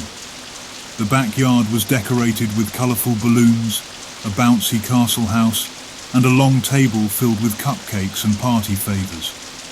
My son and his friends were having a blast, running around and laughing. Everything was perfect until he showed up. As I chatted with the other parents and kept an eye on the kids, a man I had never seen before approached me. He had a dishevelled appearance and introduced himself as Tom, claiming to be a colleague from my workplace. His demeanour was unsettling from the start. "Hello there," he said with an eerie smile. "I work with you at the office. I heard it was your son's birthday, so I thought I'd drop by and say hello." I couldn't put a name to the face, but I was distracted by the chaos of the party. "Oh, that's nice of you," I replied cautiously, "but this is a private party, and I didn't invite any of my colleagues." Tom's smile didn't waver, and he continued to hover around the party. He started offering the children balloons, which was odd because we had hired a professional clown for that. When I asked him to leave, he insisted he meant no harm and just wanted to join the celebration. I said, "No, you need to leave now." Then he looked at me with pure hatred and walked away. I breathed a sigh of relief as I continued to enjoy the party with my son. However, an hour passed, and I noticed Tom had somehow managed to get inside our house. I rushed in and found him rummaging through my son's room. I don't think I ever felt so much anger in my life seeing this. "What are you doing in my son's room?" I demanded. Tom turned to me with a vacant expression. "I'm just looking for something." My heart raced as I realized this situation had gone too far. I called the police immediately. They arrived promptly and escorted Tom out of the house, warning him not to return. But their hands were tied. They couldn't do more without evidence of a crime. They can give him a warning not to trespass again, but can't do anything about it until he does it again. I felt a mix of fear and frustration as I watched him walk away.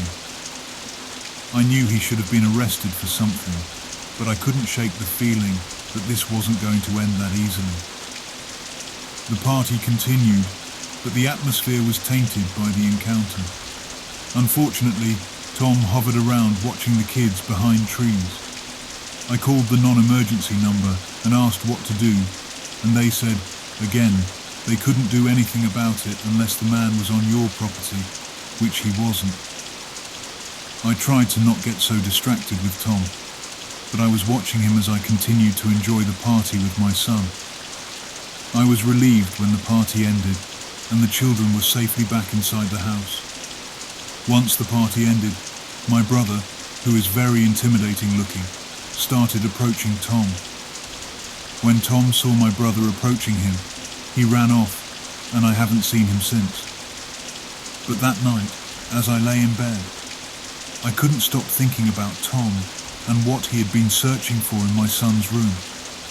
I had a restless night, haunted by the eerie smile and the unanswered questions. I couldn't help but wonder if this was the end of it, or if Tom would return, leaving my family in a constant state of worry.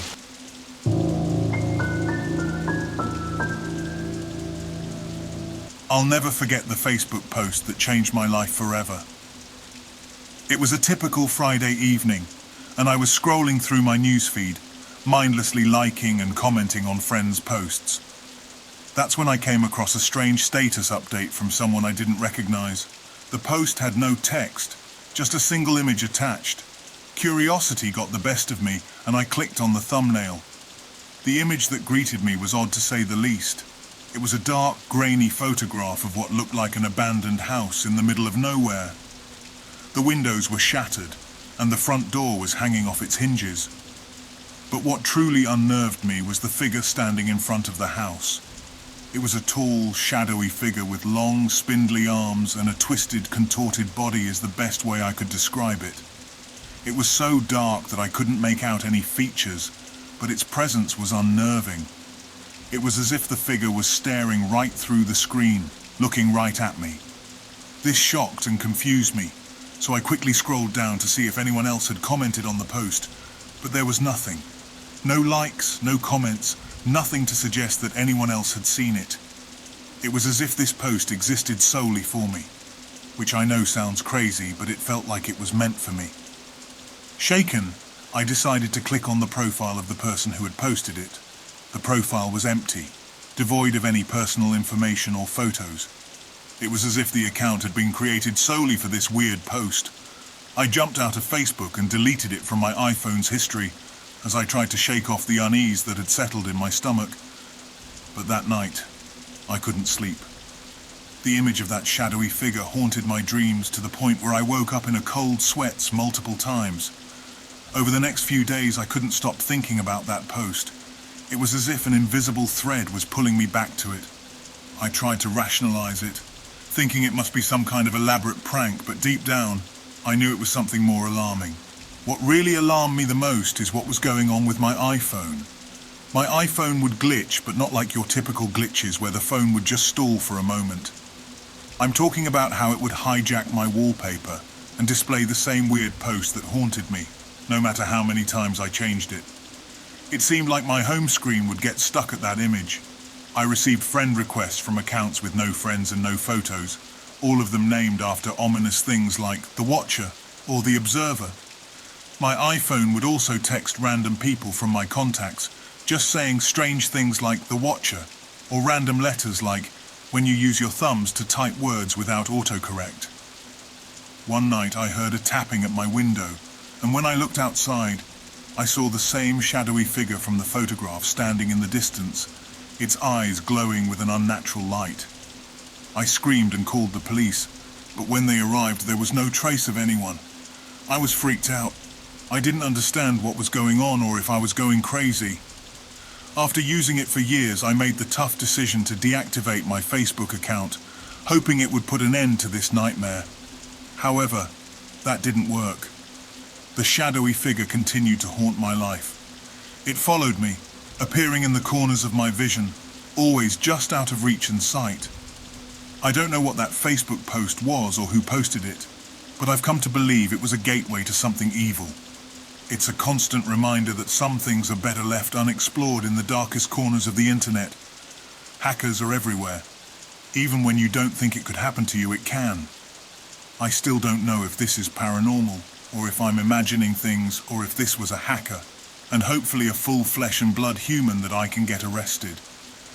Anyway, just beware what you click on and who you interact with online, because you never know what might be lurking in the digital shadows ready to steal your information.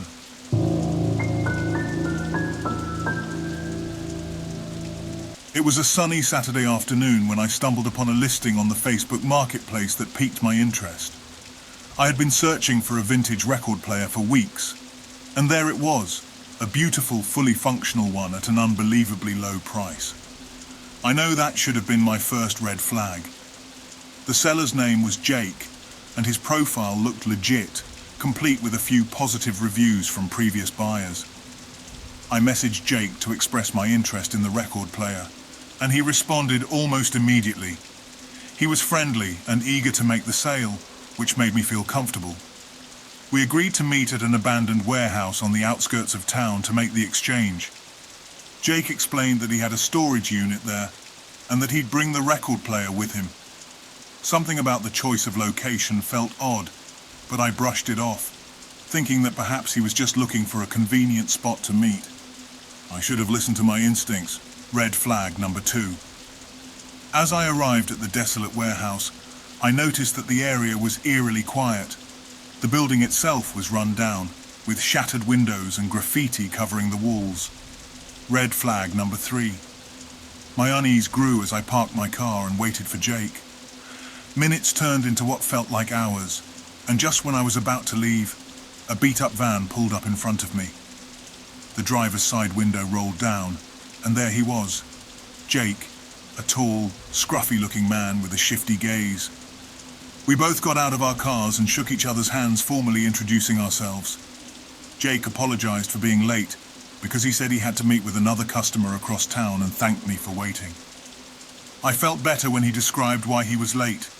It calmed me down a bit, because that was a real reason for being late. Eventually he handed me the vintage record player and I handed him the cash for the agreed upon price. Everything seemed fine at first, but then Jake's demeanor suddenly changed. His friendly smile morphed into a sinister grin. "You know," he said, his voice turning from a friendly tone to more sinister, "I've changed my mind. I want more money and you're going to give it to me." Panic coursed through me as I realized the trap I had fallen into.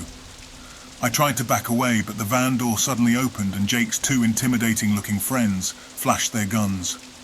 Not going to lie, they were big guys. One had a scar on his neck, which freaked me out even more. Fearing for my safety, I reluctantly gave him the extra cash he demanded. As they counted the money, I looked around thinking of my best course of action to escape. Jake looked up from counting my money and asked in a displeased voice, "Is this all you carry?" I stuttered and said, "Yeah, I don't know what else to tell you." Jake grinned and shrugged his shoulders.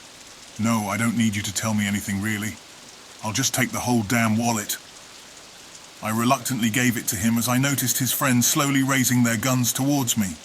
Jake grabbed my wallet, opened it with a smile and saw my credit cards and said, "Pleasure doing business with you." With that, they made a quick exit, got into their van and drove off. I was left shaken and humiliated. I felt really embarrassed. How could I have been that stupid? Why was I that stupid? I hear stories like this but didn't think it would happen to me. I later reported the incident to the police, but it was too late. Jake and his accomplices had vanished without a trace, leaving me to grapple with the harsh reality that I had narrowly escaped a potentially life-threatening situation. From that day on, I learned a hard lesson about online transactions and the importance of prioritizing safety above all else. Needless to say, I no longer use Facebook Marketplace anymore. I don't trust it like I don't trust eBay or Craigslist. I will not experience something like that again.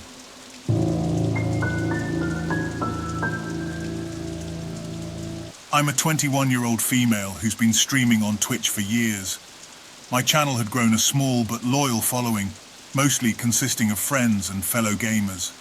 They'd often ask me to try Facebook Live since it seemed more convenient for them to watch my streams.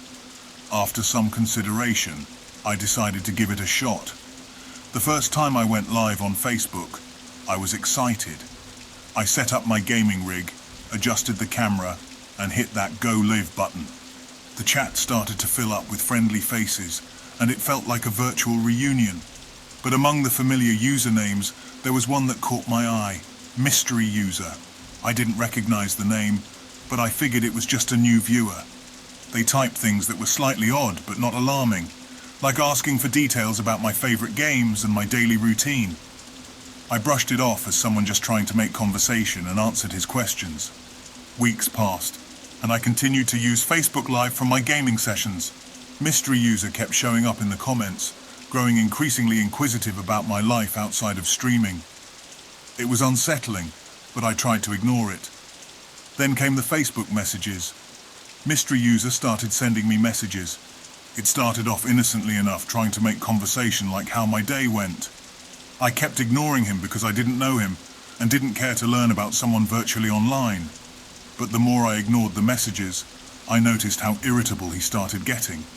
He said I was the most beautiful-looking woman ever to him, and that I looked so young for my age.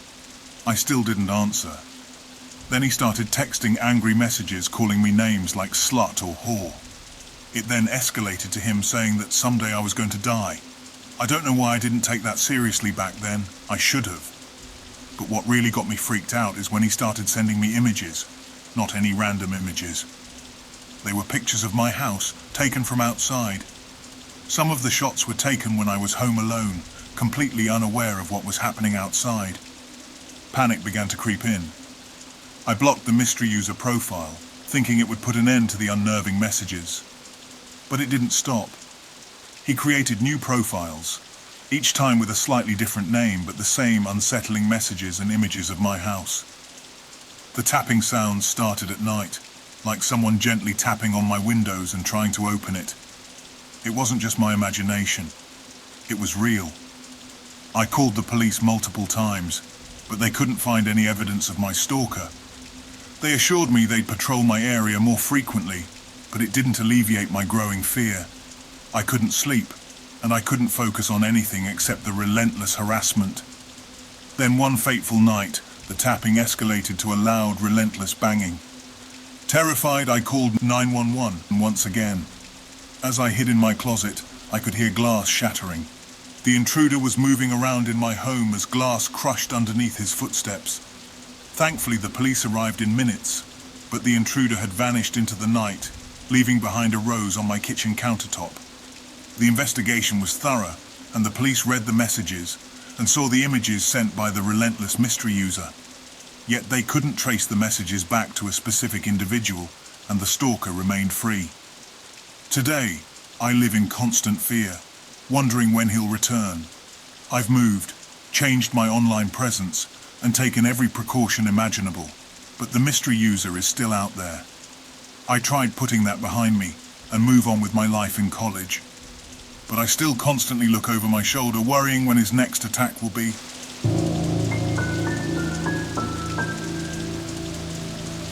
For context, I'm a 16-year-old high school male and was in the middle of studying for my tests one night when I received an odd notification from Snapchat. Her username was something like Alexia676992, and I added her back, thinking her Bitmoji looked cute. Little did I know that this innocent and naive decision would set off a chain of events that would haunt me for a long time.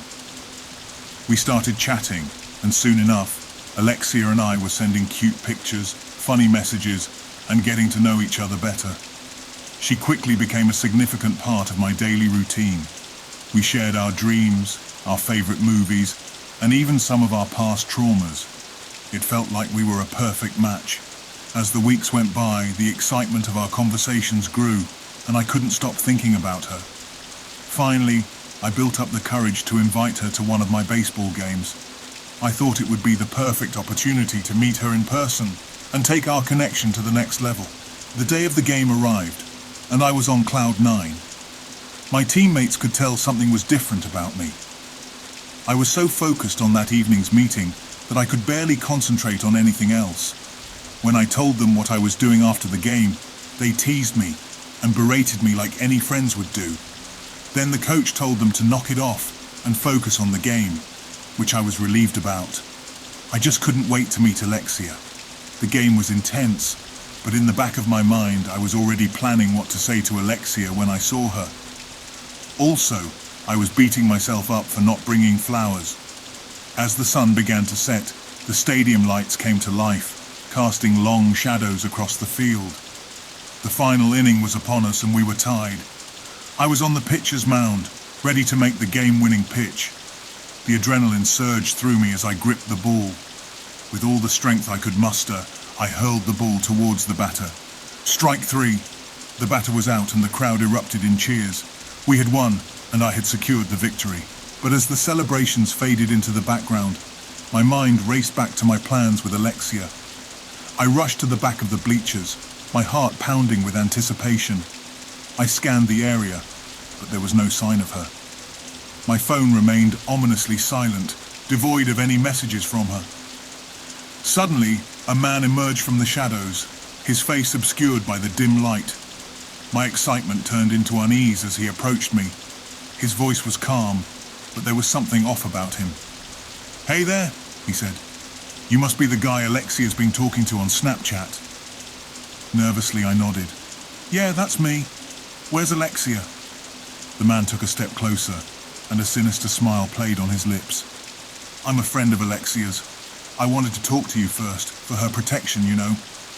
My heart raced, and I began to sense that something was terribly wrong. "Okay," I stammered. "Let's talk." He gestured towards a dark sedan parked nearby. Every instinct in me screamed that I should not go with this stranger. "No thanks," I said hastily. "I'd rather wait here." The man's smile vanished, replaced by a menacing scowl. "What are you talking about?" he muttered. "Don't be stupid, just get in the van. It's not that hard to meet the woman of your dreams.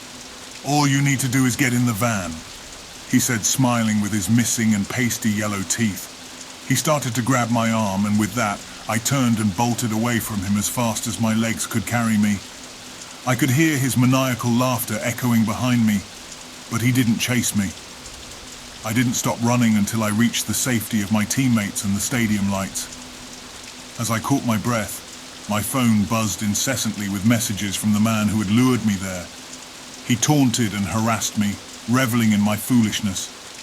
He said stuff like, "You're a real idiot. Next time I will be more persuasive and use a decoy." In a panic, I blocked him, hoping that would be the end of it. But the terror of that night would stay with me for a long time. I had learned a harsh lesson about the dangers of trusting strangers on the internet, and I couldn't help but wonder what might have happened if I had gone with that man to his car. Alexia, it seemed, had never existed, and I was left with a chilling reminder of just how easily we can be deceived online.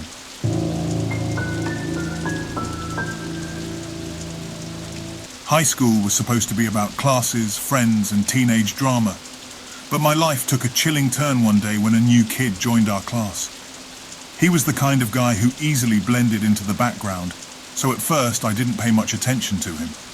He was tall and skinny and just average looking, nothing too crazy. Little did I know that he'd turn out to be the source of my worst nightmares. After a few weeks, my friends started acting strangely around me. They would exchange nervous glances and hushed whispers whenever the new kid's name came up. Finally, one of them couldn't keep it in any longer. "Have you seen his Snapchat stories?" my friend asked one day, her voice trembling. "He's posting weird stuff about you." My heart sank. I had no idea what she was talking about. She showed me his stories, and there it was, snapshots of me at my locker, in the parking lot, and even in my car. The creepy part. There were no captions, no explanations, just me, unknowingly going about my daily routine. Those eerie stories sent a shiver down my spine. Someone was watching me, documenting my life, and I had no clue who it was. It felt like a nightmare come to life. Needless to say, I was on edge. I started to realize that he was in fact stalking me. In the library, I'd see him keeping a safe distance away, but in front of me. In the classroom, I'd catch him staring at me any chance he gets.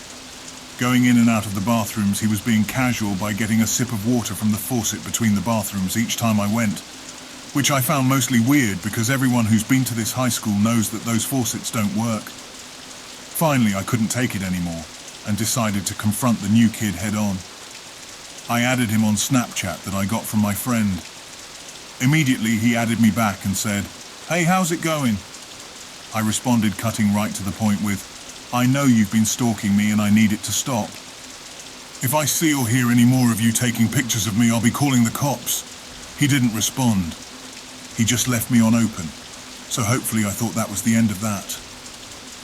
Until one night when I was studying in my room, I thought I heard shuffling noises from outside my window. I looked out my bedroom window that was on the first floor and saw nothing. I shrugged it off and convinced myself it was due to recent events that I could be hearing things. Then I had a thought, why not look at his Snapchat location? I mean, he still hadn't unfollowed or blocked me. When I opened up Snapchat and went to the locations tab, that's when I realized something horrifying. The app said he was right at my house and right outside my bedroom. Panic and anxiety began to seep in as I was trying to wrap my mind around how this could have happened. Then I remembered I had my location on too, which is how and why I could see his. Then he sends me a Snapchat image of my shocked face in my bedroom when I noticed his location. With adrenaline, I ran to the living room and told my parents what was going on. The police were called, and luckily I had snapshots, and so did my friends on what he's been doing. My parents said they talked to the police and took care of it. They will later talk to the principal next morning about the situation. The new kid was expelled, and his family was forced to relocate to another school district. But the trauma of that ordeal would linger for a long time. All I know is that I'm happy he's out of my life and will be much more cautious next time on Snapchat and turn my location off. Also, it taught me to never underestimate the power of obsession.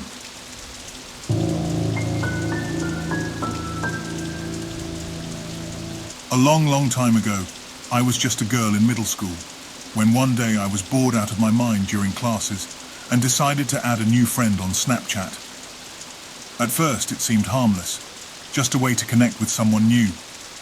Little did I know that this seemingly casual decision would lead me into a nightmarish world of unsettling and creepy events. It all started when I added a username that popped up in my quick add suggestions. The Bitmoji looked normal enough, and I figured, why not make a new friend? We started chatting, sending each other goofy pictures and memes, and it felt like I had made a new friend online. I didn't think much of it, but as the days went by, something began to feel off. The Snapchats from this friend became increasingly strange and unsettling. At first it was just odd emojis or cryptic messages, but it quickly escalated to something far more sinister. One evening I received a Snapchat from this friend, and it was a video. I hesitated but finally tapped to open it. What I saw sent shivers down my spine. It was a video of me standing in front of my house, recorded from behind our tall bushes we have in our yard. There was no caption, no explanation, just the eerie video of me. I felt my heart race as I looked around and was unable to see anyone nearby. My mind raced with questions. Who was this person and how did they know where I lived? Fear gnawed at me, but I couldn't bring myself to reply or confront them. Instead, I decided to be cautious and vigilant, thinking it might all just be a sick joke. But the unsettling Snapchats continued. Pictures of me at school, in my favourite hangout spots, even at family gatherings, all without my knowledge or consent. The absence of captions only made it creepier, as though the person was silently documenting my life. One night, I couldn't take it anymore. I decided to confront this mysterious friend. I sent a message, demanding to know who they were and why they were doing this to me. Their response was cryptic and disturbing. "You'll find out soon enough," they replied, accompanied by a chilling bitmoji of a smiling face. The suspense was unbearable. My nights were plagued by anxiety and sleepless hours, wondering when they would strike next and what they meant by, "You'll find out soon enough." Then one day, I received a Snapchat with my current location, pinpointed on the map. My heart raced as I realized that this person might be nearby. I looked around the room, but nothing seemed out of place. Suddenly, a figure appeared outside my window, their face obscured by a clown mask. I gasped, frozen in terror, as they held up their phone to take another picture of me. That was the breaking point. I screamed for my parents and they rushed into my room, but by the time we looked outside, the figure was gone. Terrified and traumatized, I showed them the unsettling Snapchats that I took pictures of, and they immediately contacted the authorities. The police began investigating, but the person had vanished without a trace. To this day, I don't know who that creepy Snapchat friend was or what they wanted from me. The experience left me scarred and wary of the dangers that lurk online, reminding me that the virtual world can be just as sinister as the real one.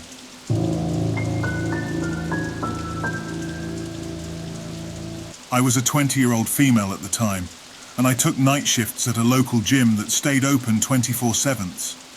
I liked this schedule because it allowed me to balance my college classes during the day.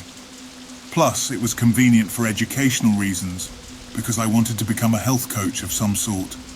I wasn't sure yet, but I was getting a degree in sports and medicine. The gym seemed like a good starting point for gaining experience in the field. Anyway, this happened one night at around 1 a.m. The gym was eerily quiet, with only the faint hum of the overhead fan and the distant clinking of weights filling the air. I had just finished cleaning the gym equipment and was in the process of restocking the merchandise and protein shakes on the shelves when my phone buzzed. Glancing at the screen, I saw a message from an unknown number that sent a shiver down my spine. "You look cute," it said. I immediately looked around, but there was no one near me. Confusion and fear coursed through me as I considered that it may be a prank, or if I was in serious danger. The gym was fairly big, and I began to walk around, my eyes darting from corner to corner. My gaze eventually settled on a heavy-set guy in the far corner who was in the middle of his chest presses. Could it be him? I thought to myself. Summoning the courage, I sent a text to the unknown number asking, Who is this? My hope was that the man in the corner would react, perhaps fumbling for his phone or displaying some sign of recognition. However, he continued to focus on his workout, as though my message had gone completely unnoticed.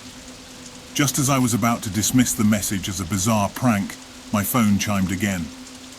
This time, it contained an image of me from behind, and the accompanying text sent my blood running cold.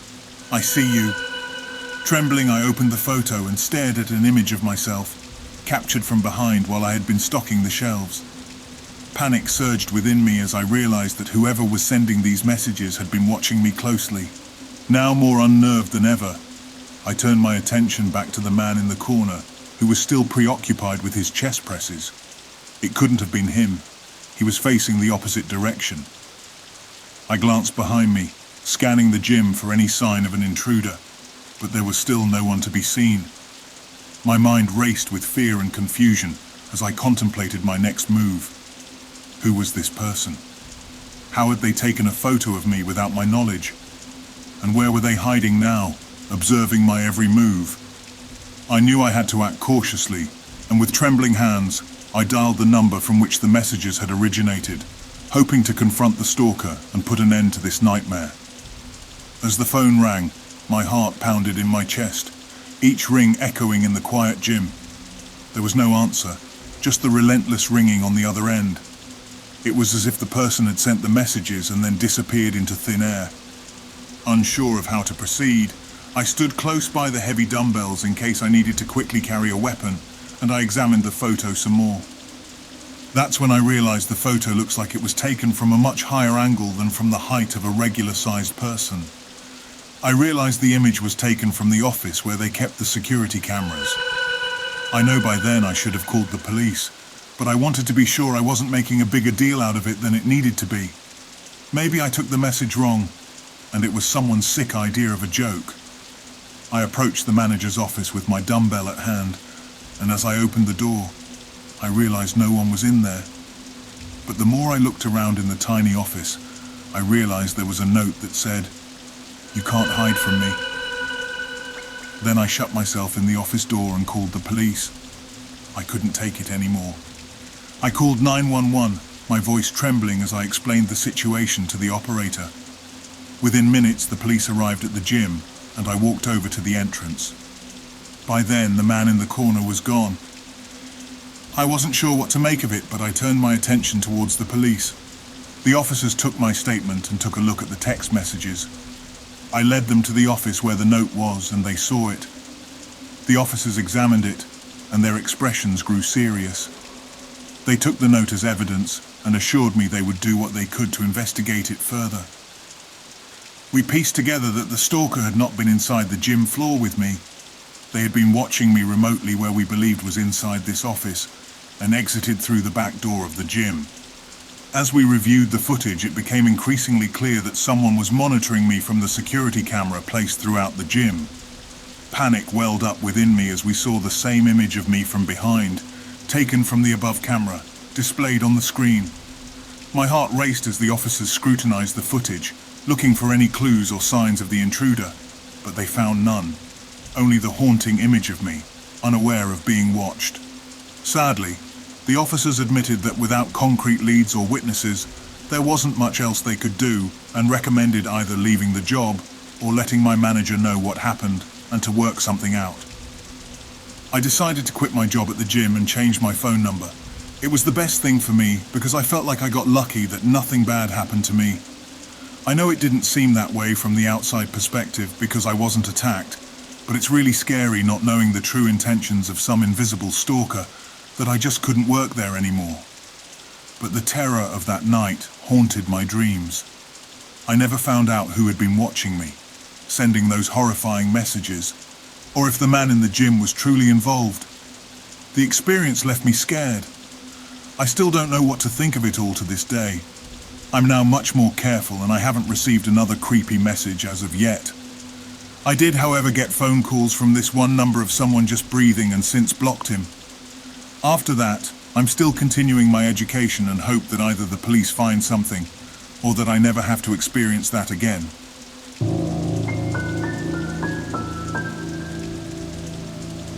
I was going about my usual routine as the store manager of a busy gym, overseeing the daily operations and ensuring everything ran smoothly. It was an ordinary day, or so it seemed, until I spotted a man who appeared disheveled and panicked, his eyes darting around as if he were being pursued by unseen demons.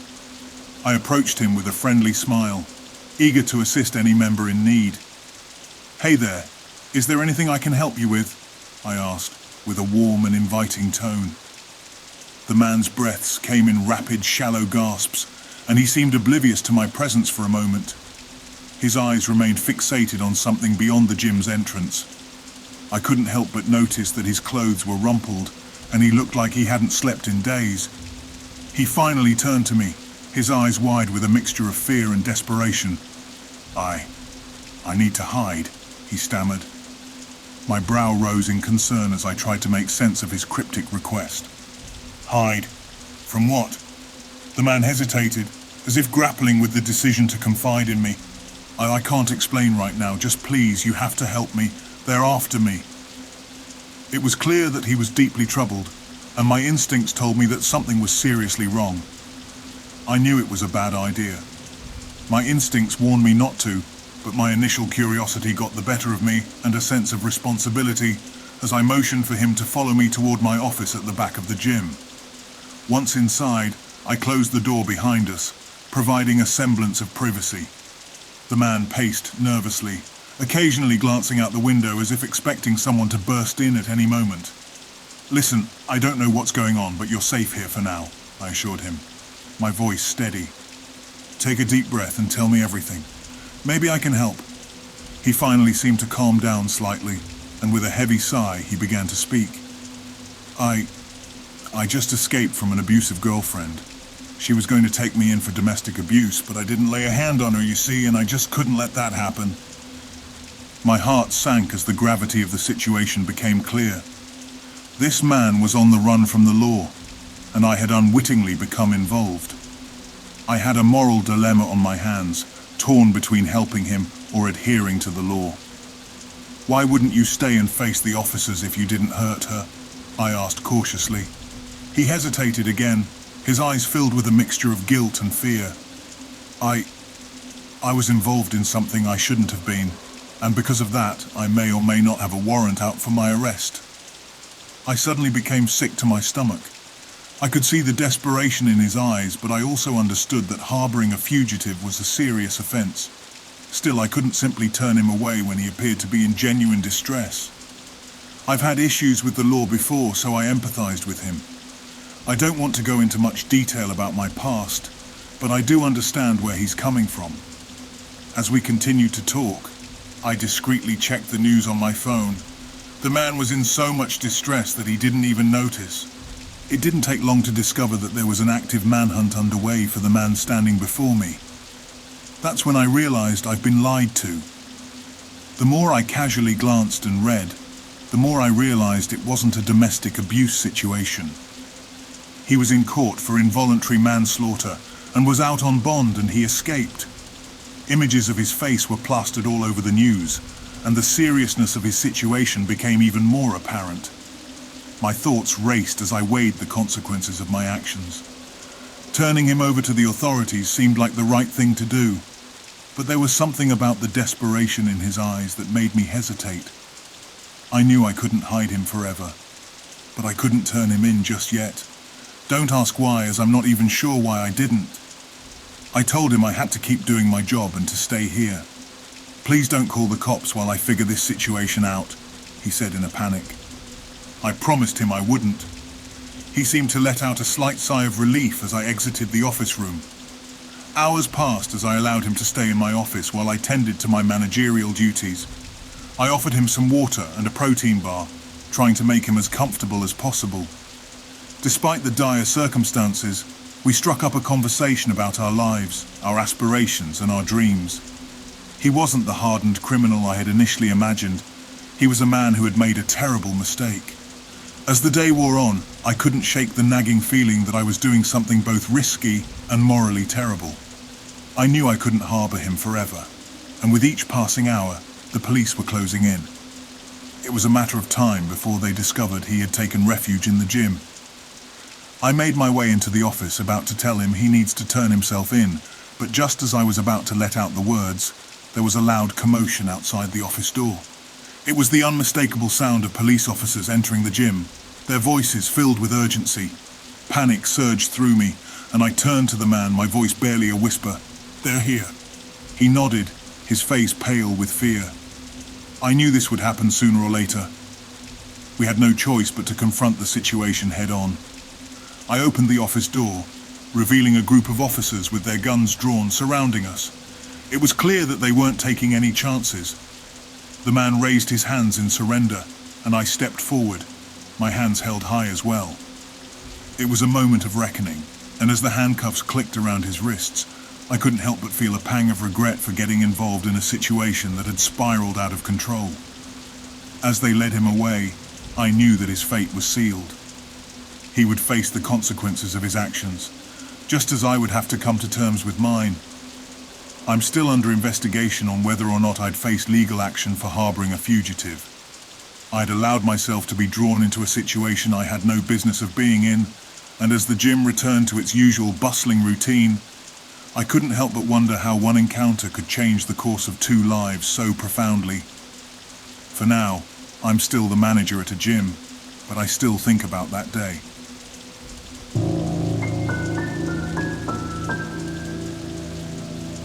I was working out one late night at the gym. It was a typical evening, and I was in the middle of my regular workout routine. The rhythmic sound of weights clinking and the distant hum of treadmills filled the air. The gym was sparsely populated, with only a few dedicated souls working out this late.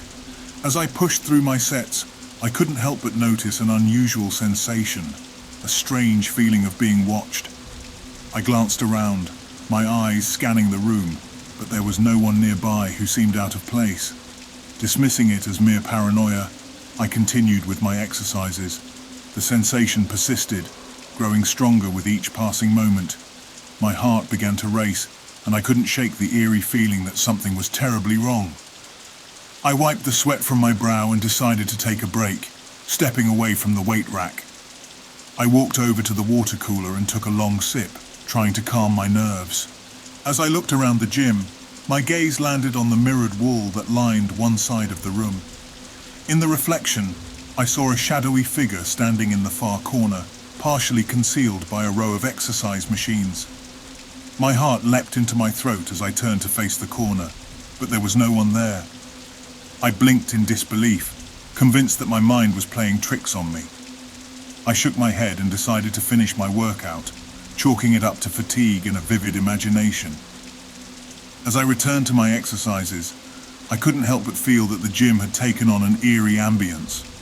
The air seemed thicker, and the silence was unsettling.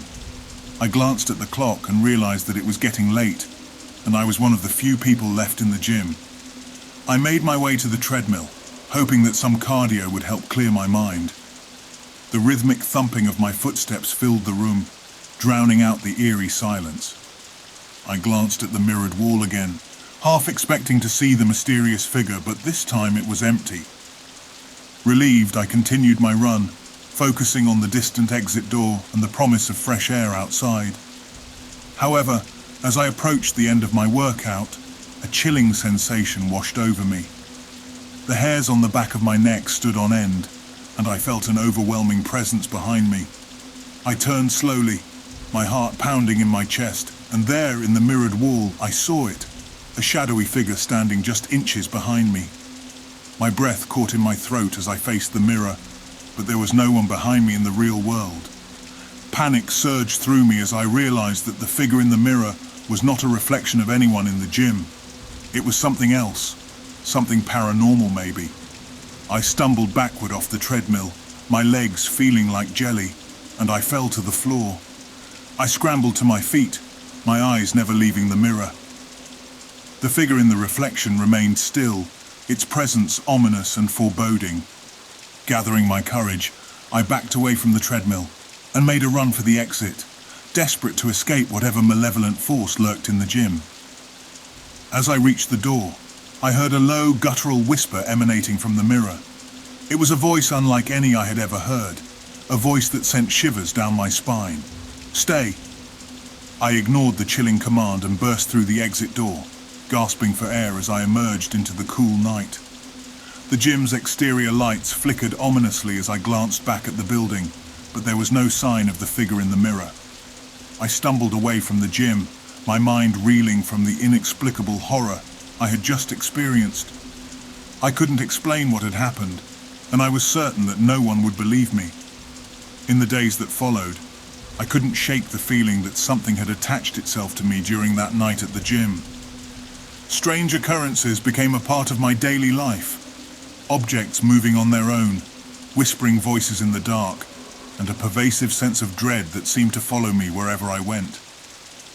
I tried to research the history of the gym, hoping to uncover some clue about the malevolent presence that had haunted me.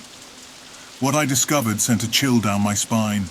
Years ago, the gym had been the site of a gruesome murder, and the vengeful spirit of the victim was said to linger there. I didn't know about the gym's history as I just moved into this new town for college. No matter where I went, the presence followed me and growing stronger with each passing day. I became a prisoner in my own life, tormented by the relentless entity that had attached itself to me that night. Now, as I write this account, I can feel its presence lurking in the shadows, waiting for the moment when it can show itself. I share this story as a warning to others. Beware the gym after hours, as there may be forces that linger in the darkness, forces that should never be disturbed.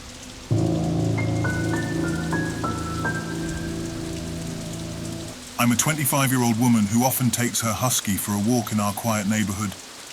I also spend time grooming my dog outside to better care for him and not leave too much mess in the house. One day, at around 3 p.m., I was standing in my front driveway, brushing my furry dog, when I suddenly sensed the presence of a stranger behind me. I turned around to find an unfamiliar grown man standing there. He approached me, asking if he could say hello to my dog. He claimed to have seen me around the neighborhood before. Although I felt a bit uneasy, I allowed him to greet my husky. However, I couldn't help but notice that he was on a FaceTime call, and his phone was pointed in my direction. As our conversation continued, he informed me that he had recently moved into our area from South Africa and had purchased the house at the end of the road. I found this strange because that house had been abandoned for over a year and was never listed for sale. He proceeded to ask personal questions like whether I was 16 years old because he supposedly liked 16-year-olds, whether I was alone, if this was my house, if the car in the driveway was mine, if I lived alone, and how often I was around. Uncomfortable with his line of questioning, I politely declined to answer and suggested that he should leave. However, instead of leaving, he walked into the nearby woods across the street. 15 minutes later, he returned and attempted to invite himself into my house. He continued asking intrusive questions, such as whether I locked my doors and if I was alone at night. When I firmly told him to leave my property, he became agitated. I warned him that I would call our neighbor, who happens to be a police officer, if he didn't leave me alone. Eventually, he stood in the street, watching as I locked up and entered my house before he walked away toward the abandoned house. Now I can't help but wonder if my reaction was justified or if I overreacted to the situation. Update. I've filed a report and spoken to a few neighbors, but none of them have seen the man around since they saw him talk to me, which is somewhat reassuring. I suppose this isn't a scary type of story, as it was just a really creepy experience that I'd rather not repeat again. I appreciate everyone's concerns and advice.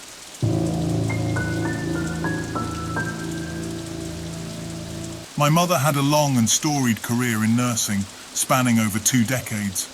She worked primarily in nursing homes where she encountered the natural course of life and death on a regular basis. Death wasn't foreign to her, and she often recounted some fascinating and eerie experiences from her years in the profession. One of the most intriguing stories she shared was her encounter with what she could only describe as the Grim Reaper. It wasn't the classic portrayal of a skeletal figure cloaked in darkness, wielding a scythe. Instead, it seemed to assume various forms. Most of the time, it appeared as a tall, shadowy figure dressed in antiquated, all-black attire, complete with a tall black hat, reminiscent of Abraham Lincoln's. albeit slightly shorter.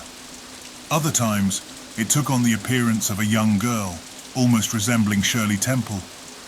Regardless of its form, my mother and her friend often spotted it at night, strolling down the hallway of the nursing home. Strangely enough, this eerie presence tended to manifest right before a patient's passing. Another experience left my mother firmly convinced that there is indeed an afterlife. She was attending to an elderly lady, and as the woman neared the end of her life, an inexplicable event occurred. A soft, peach-colored light began to emanate from the wall situated above the head of her bed. My mother was certain that there were no light fixtures or sources in the room that could produce such a unique and vibrant hue. The peach glow lingered for a brief moment, fading away as the elderly lady peacefully passed away. It was a baffling and comforting experience that left my mother with a profound sense that there was more to life and death than met the eye.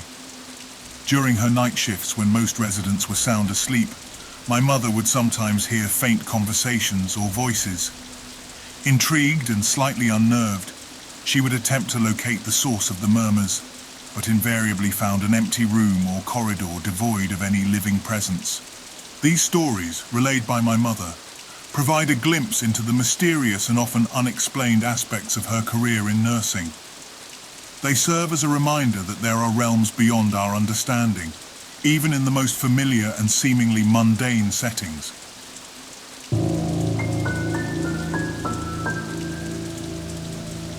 I, 24 female, often find solace in solitary walks, especially on sunny days, as they provide a much-needed escape from the struggles of my mental health issues. These walks have become a vital part of my routine, a lifeline that helps me navigate through the rough currents of my inner world. However, a recent experience left me questioning the boundaries between fear and rationality. About a week ago, I went on one of my customary solo walks, expecting it to be like any other. As I strolled along, a man on a motorized bike zipped past me, momentarily catching my attention. A peculiar thought crossed my mind.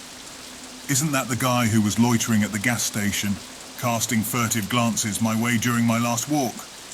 Nevertheless, I tried to brush off these suspicions, rationalizing that he was probably just out for a ride, and I shouldn't read too much into it. I continued my walk, the sun warming my skin, and my music soothing my soul. However, my sense of unease heightened when, 2 blocks down, I spotted the same man once again. This time, he had dismounted his motorbike and halted in the middle of the road, his gaze firmly fixed in my direction.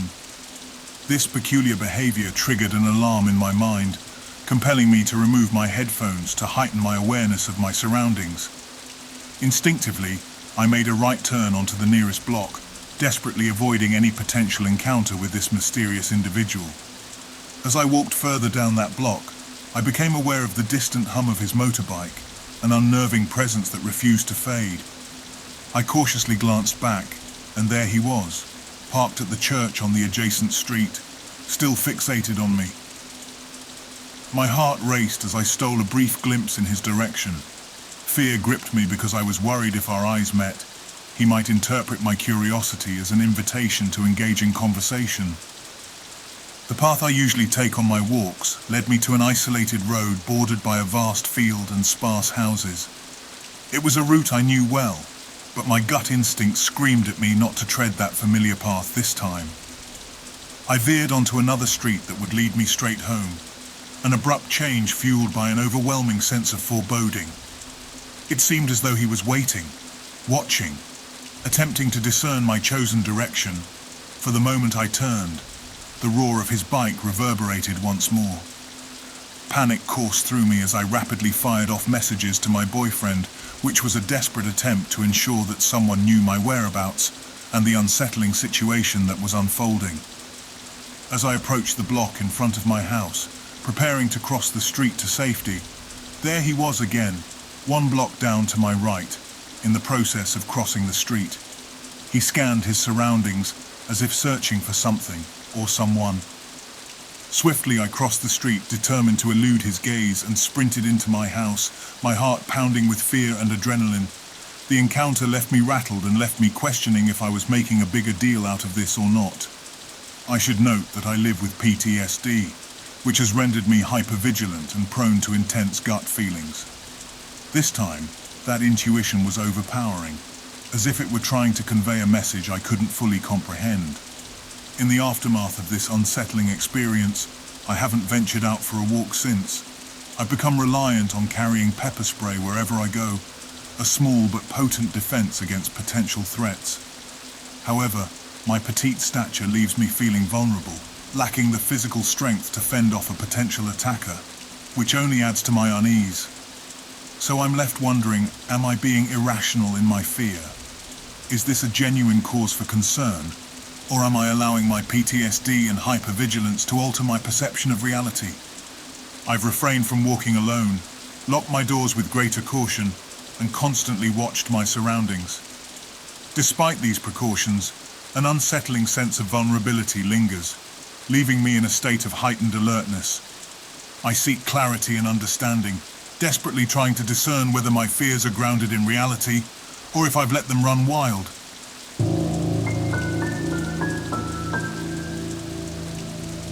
On a chilly autumn evening, my wife Rose and I pulled into the nearby gas station, seeking respite after a long day's work. The crunch of gravel under our tires echoed in the quiet night, and the soft glow of the station's lights cast eerie, elongated shadows on the pavement. We were both exhausted, yearning to get home and unwind. As we stepped out of our car, a stranger appeared from the darkness, their features shrouded by the dim illumination. Approaching us, they made a request that sent a shiver down my spine. They wanted a ride to town. The hour was late, and there was no way I'd be willing to give a complete stranger a ride that would stretch for 30 minutes. I politely declined and offered my apologies. After perusing the gas station's modest selection of snacks, Rose and I made our choices and headed to the cashier's counter to check out. Upon leaving the gas station, I noticed that the stranger had vanished. Perhaps they had successfully solicited a ride from one of the numerous truck drivers who frequented the place, someone heading in their desired direction. We were about 2 minutes away from the gas station when we saw the glare of headlights in our rearview mirror. The driver appeared to be intoxicated, swerving recklessly, continuously flashing their high beams and tailgating us with apparent disregard for safety. Panic welled up inside me, and I made a split-second decision to avoid leading this erratic driver anywhere near our home. I executed an abrupt right turn onto a lesser-known back road in a desperate attempt to shake them off our trail. Eventually, we managed to lose our pursuer and arrived home almost 45 minutes later. Despite the late hour, the feeling of relief washed over us. We locked our doors and got ready for bed, but our peace was short-lived. In the dead of night, our Ring doorbell chimed incessantly.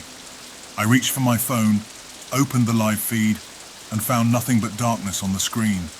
I chalked it up to a wandering animal or an errant insect, setting off the motion sensor. I locked my phone and settled back down, hoping to put the peculiar events of the night behind me. However, the subsequent nights were far from normal. Rose and I found ourselves bickering over seemingly trivial matters. She accused me of leaving the freezer open and misplacing various items. While it's true that I have a history of forgetfulness and have occasionally neglected to close the freezer properly, I had been extra cautious lately. One particularly heated argument erupted when she accused me of leaving the freezer open for the second consecutive night. Frustrated and needing some fresh air, I took our dog, Fido, outside to relieve himself. Fido had always been a creature of habit, so it was bewildering when he suddenly froze in his tracks upon entering the backyard. Perplexed, I turned him around and walked to the front yard, where he begrudgingly did his business. This was a stark departure from his usual behavior, as he steadfastly refused to do his business in the front yard. It was as though he had detected the scent of something larger or more menacing, but I couldn't quite fathom what. This peculiar pattern continued for several days, with Fido adamantly avoiding his usual routines and only relieving himself in the front yard. Around a week later, Rose and I found ourselves back at the same gas station, once again succumbing to late-night snack cravings. It was then that I spotted it. The same car that had relentlessly pursued us the previous week was parked in the lot. The recognition sent a chill down my spine as anger welled up within me. I entered the gas station, my gaze locking onto the only other person besides the cashier. "Do you find tailgating someone and attempting to run them off the road amusing?" I confronted the man, my voice tinged with anger.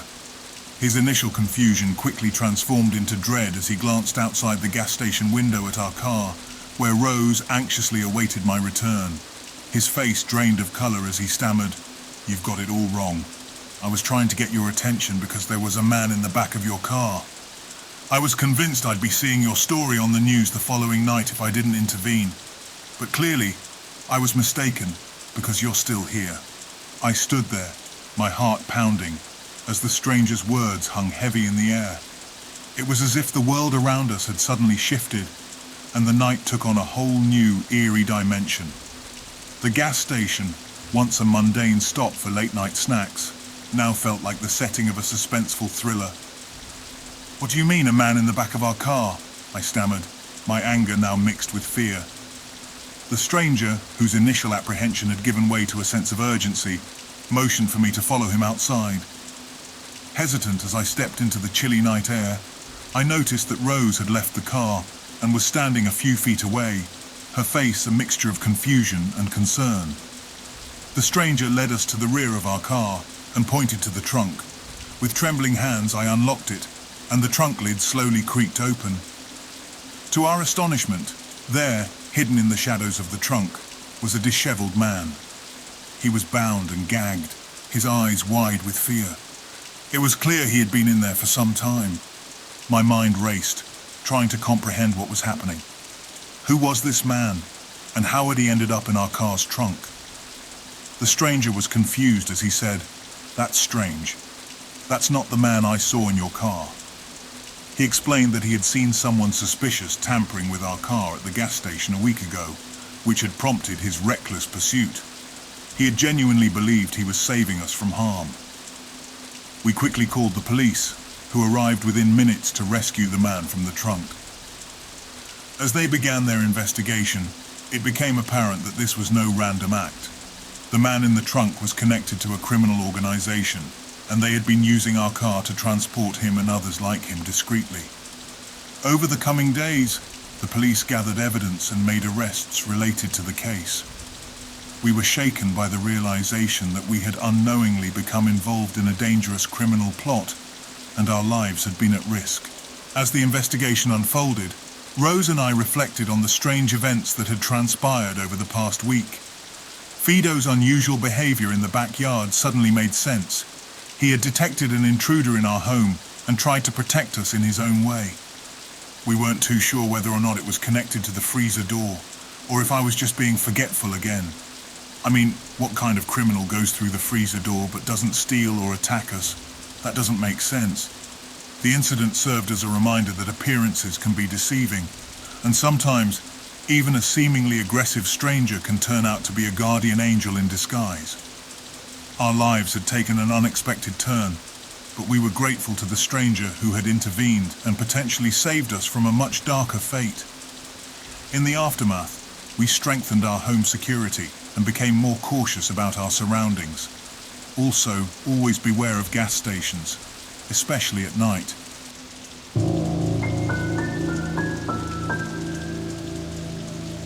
It was a dark and moonless night. The kind of darkness that gets really lonely really fast when you're driving as long as I do.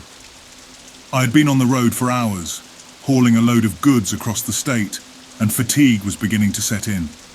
The hum of the engine, the rhythmic thump of the tires, and the long, windy, empty roads had made me that much more sleepier. I had these caffeinated beans I would regularly take when I want to pull in an all-nighter. Later in my drive, my GPS told me there was a stretch of road ahead undergoing construction, and that I'd needed to take a detour. Little did I know that this detour would lead me down a path I would never forget. The detour took me onto a winding, narrow road, its surface cracked and rough from years of neglect. The air felt different here. It was heavy with an inexplicable tension. My truck's headlights cut through the inky blackness, illuminating the twisted branches of trees that seemed to reach out and grasp at the road. As I continued down this unfamiliar path, Doubt began to creep in. I couldn't shake the feeling that I had missed a turn somewhere. I glanced at the GPS screen, and it flickered briefly before redirecting me down an even smaller road, one that seemed to appear out of nowhere. The road was unlike any I had ever seen. It was unpaved, a narrow dirt track that wound its way deeper into the forest. The tall trees on either side cast eerie shadows, and the silence was deafening. Roots from the trees went as far as to stretch onto the dirt road. That's how narrow it was, to put things into perspective. And then I saw him. At first I thought my tired eyes were playing tricks on me. A figure emerged from the darkness up ahead, walking along the side of the road. He was dressed in a long, dark leather trench coat that billowed in the wind, and an old hat that looked like it belonged to a different era altogether. I knew the golden rule of truckers: never pick up hitchhikers. It was a rule hammered into me from the day I started driving, and I'd heard enough stories to know why. People out here on the road could be seriously disturbed, and I had no intention of putting myself in danger. Especially since I have never been on this road before, and according to my GPS, it was hours from a local town that I thought, why would someone be walking out here? Which was even more of a reason not to pick him up. So I kept my foot on the gas and passed him by, hoping he would get the message. My heart pounded in my chest as I watched him recede in my rearview mirror, his silhouette growing smaller and smaller until he disappeared into the darkness. With a sigh of relief, I continued down that eerie road, the feeling of unease settling in the pit of my stomach. What seemed like forever was only 30 minutes, and I saw no signs of civilization or even another vehicle. It was as if the road stretched on forever, leading me deeper into the heart of the unknown. And then I saw him again. It was impossible, I thought, my heart sinking. The same figure, the man in the dark leather trench coat and old hat, was up ahead on the road once more. Needless to say, I had goosebumps all over my body and the hairs on the back of my neck stood up. My first instinct was to slam on the brakes, to demand answers from this strange hitchhiker who seemed to be playing tricks on me.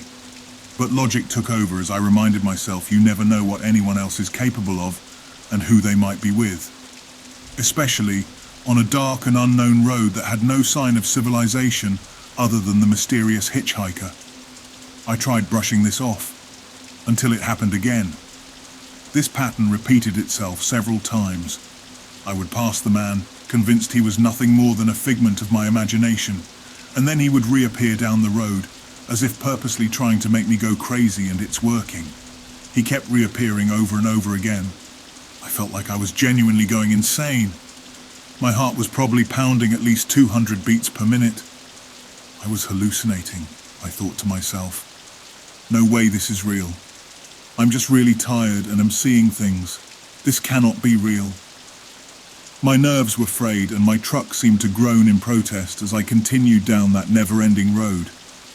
Every hair on my body stood on end, and I couldn't shake the feeling that I was being watched. Finally, after what felt like an eternity, I saw a glimmer of light up ahead. It was a small town, and I knew I had reached my destination. I pulled into the truck stop, grateful to be back in civilization. I slept in my cab that night, but I couldn't sleep. I kept thinking about the hitchhiker. I did finally drift off to sleep, but I was having nightmares about him. In my dreams, half his face was burnt off and he was smiling with his thumb up. I felt the heat on my face and woke up in a panic, only to realize I was still safely in my cab, but felt like I was being intensely watched. The next morning, I joined my fellow truckers at a nearby diner, hoping to shake off the lingering unease of the previous night. Over cups of coffee, I recounted my strange encounter with the hitchhiker in the dark trench coat. One of my buddies raised an eyebrow and asked, "Were you driving on Jeremy Swamp Road?" I thought for a moment, then nodded. "Yeah, I think that was the road." He exchanged a solemn look with the others before leaning in closer. "You're lucky you didn't stop for him, man. That road has a history and it's not one you want to mess with." Confused and intrigued, I asked, "Okay, I'll bite. What history?" My friend leaned back, a haunting look in his eyes. "They say that the hitchhiker on Jeremy Swamp Road, he's not real. He's a ghost. a restless spirit who roams that road looking for unsuspecting truckers. Legend says he was a trucker long ago. He ran out of gas on that road and had an extra gas container in his cab. Well, he went to go get it and started putting the gas in the gas container. Then he lit a cigarette while filling up the gas, and it burned half his face off, and he died. Legend says those who stop for him, they disappear without a trace, never to be seen again. No one knows why or where they go, but they say it's a fate worse than death. Chills ran down my spine as I absorbed the story.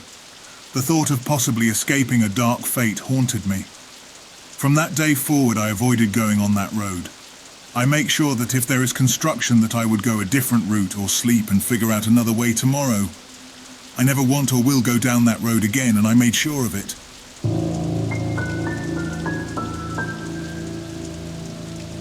The highway stretched out before me, an endless ribbon of asphalt that disappeared into the inky darkness of the night.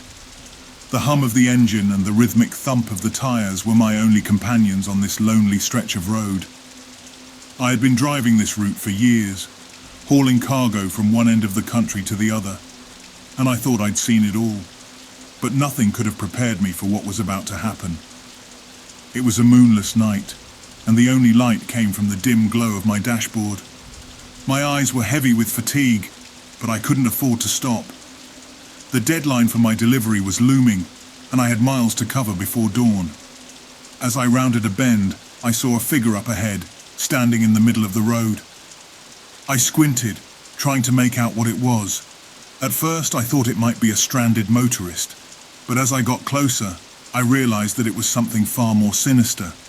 It was a woman, dressed in a tattered white gown. Her long dark hair hung in disheveled strands, and her eyes were wide and vacant.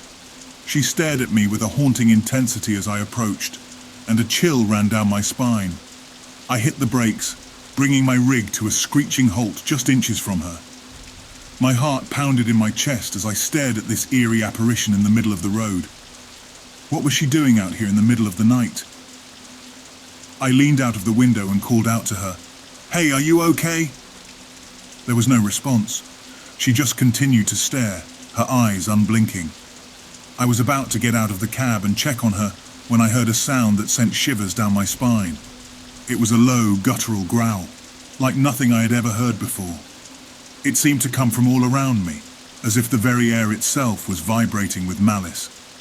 I quickly rolled up my window and locked the doors. My heart was racing, and I fumbled for my phone to call for help, but there was no signal out here in the middle of nowhere. The woman in the road suddenly moved, her body contorting in unnatural ways. She let out a high-pitched, inhuman scream that pierced the night. It was a sound that seemed to come from the depths of hell itself. I slammed my foot on the gas pedal, my truck roaring to life. I had to get out of here, away from this nightmare. But as I sped away, I glanced in my rearview mirror and saw something that made my blood run cold. The woman was no longer alone. A horde of figures had emerged from the shadows, and they were chasing after my truck. Their eyes glowed with an otherworldly light, and their movements were jerky and unnatural. I pushed my truck to its limits, the engine straining as I barreled down the highway. But no matter how fast I went, they were right behind me, their screams and growls echoing in my ears. I had no idea what these things were or why they were after me, but I knew one thing for sure. I had to find a way to shake them off my tail. I swerved onto a side road, hoping to lose them in the labyrinthine network of back roads that crisscrossed the countryside. But they were relentless, following me every step of the way. It was as if they knew every move I was going to make before I even made it. I glanced at my fuel gauge and cursed under my breath. My tank was almost empty, and I couldn't keep this up much longer. I needed help, and I needed it fast. As I raced down the dark country roads, I spotted a dilapidated gas station up ahead. It was my only hope. I pulled into the lot and skidded to a stop, throwing open the door of my cab and bolting for the building. The gas station was deserted, the fluorescent lights flickering overhead. I could hear the creatures outside, their footsteps getting closer and closer. I had to find a way to defend myself, to buy some time. I rushed to the counter and grabbed a can of gasoline, then doused a rag and lit it on fire. It was a makeshift Molotov cocktail, and it was the only weapon I had. The creatures burst into the gas station, their eyes fixed on me with a hunger that sent a shiver down my spine. Without hesitation, I hurled the flaming rag at them, and the fire erupted in a blaze of heat and light. The creatures screamed in agony, their bodies writhing and contorting as they were consumed by the flames. I watched in horror as they burned, their unearthly cries echoing in my ears. But even as they burned, their eyes never left me, and their screams turned into a chilling, mocking laughter. It was a sound that would haunt my nightmares for the rest of my life. With the creatures distracted by the fire, I made my escape, racing back to my truck and tearing down the road. I didn't stop until I reached the safety of a nearby town, where I finally found a signal and called the police. They arrived at the gas station, but there was no sign of the creatures. It was as if they had vanished into thin air, leaving behind only scorched earth and a sense of lingering dread. I tried to explain what had happened, but the police didn't believe me. They said it was just a hallucination brought on by exhaustion and stress. But I know what I saw that night, and I know it was real. To this day, I can't shake the feeling that those creatures are still out there, lurking in the darkness, waiting for their next victim. And I can only hope that I never cross paths with them again.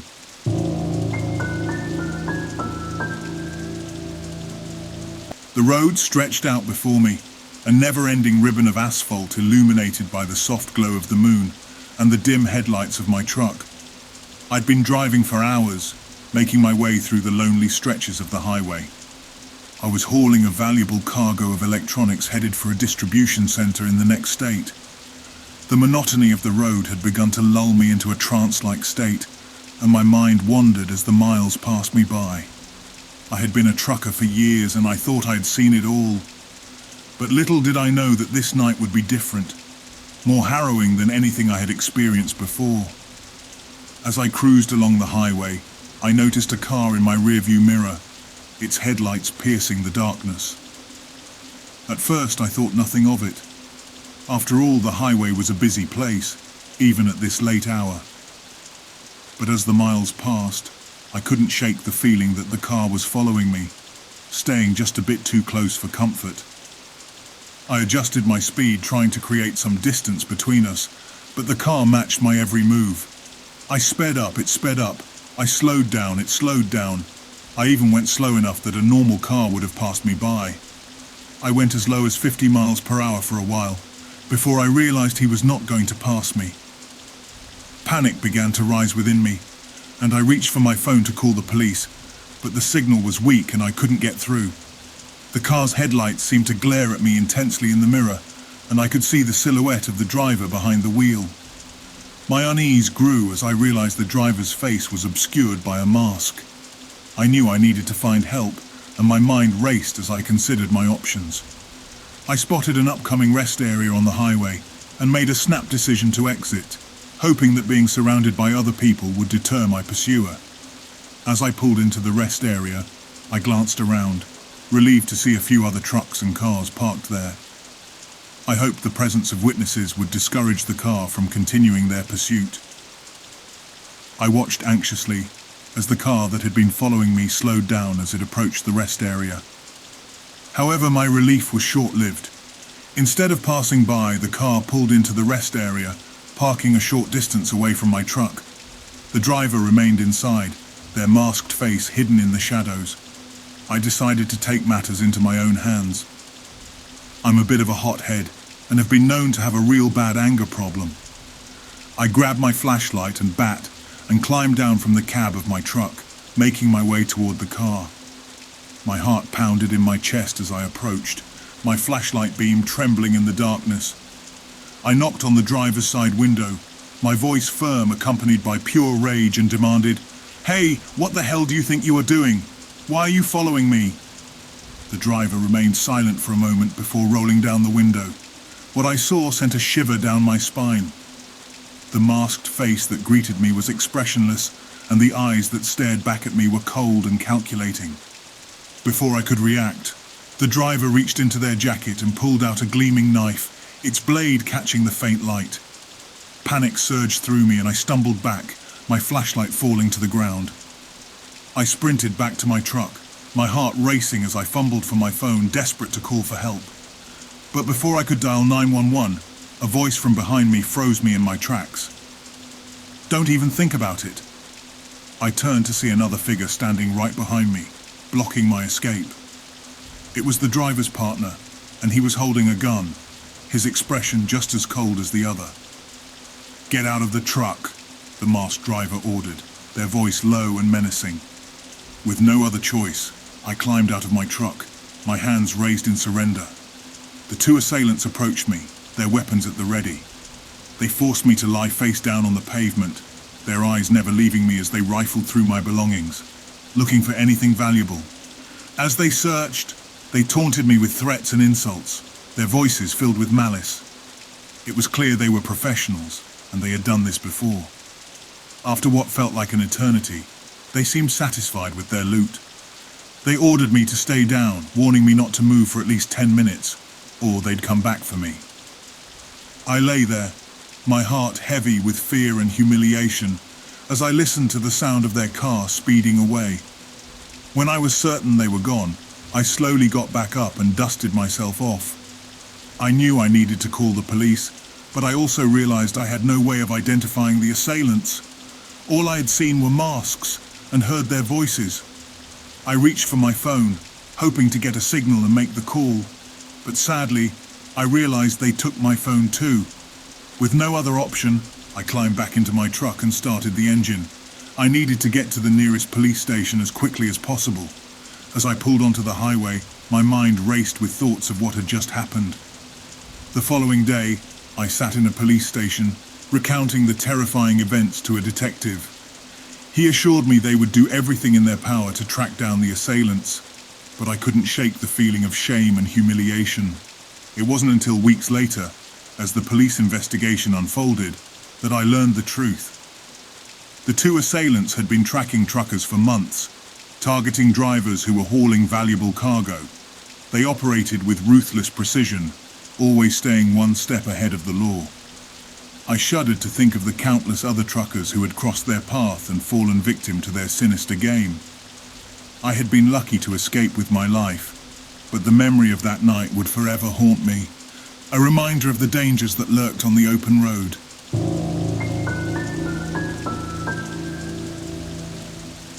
It was a typical Friday night in high school, and my friends and I were having a sleepover at my house. Mark, the ringleader of our group, had come up with an idea that he was convinced would make our night unforgettable. He suggested that we should venture into the nearby cemetery, an idea that filled me with unease from the moment he mentioned it. The cemetery was situated on the outskirts of town, nestled in a dark, wooded area. Its crumbling headstones and overgrown paths gave it an eerie and timeless quality. I had always considered it a place to be avoided, especially after dark. Mostly because even during the daytime you get an uneasy feeling about it. Mark, on the other hand, was known for his love of all things spooky and macabre. He had a fascination with the supernatural and was convinced that a midnight visit to the cemetery would be the ultimate thrill. He was relentless in his persuasion, and my protests fell on deaf ears. "Come on, guys, it'll be an adventure," Mark exclaimed, his eyes gleaming with excitement. Reluctantly, I agreed to go along with the plan, knowing that resisting Mark's enthusiasm was futile. Our group consisted of Mark, myself, and two other friends, Chris and Brian. We gathered our flashlights and headed out into the night. As we approached the cemetery, the atmosphere grew increasingly foreboding. The moon hung low in the sky, casting long shadows that danced among the gravestones. A sense of unease settled over me, and I couldn't shake the feeling that we were being watched. Mark led the way, his flashlight cutting through the darkness as we ventured deeper into the cemetery. The gravestones loomed like silent sentinels, their inscriptions faded by time. I couldn't help but feel a sense of not only unease, but also dread as we walked among the resting souls.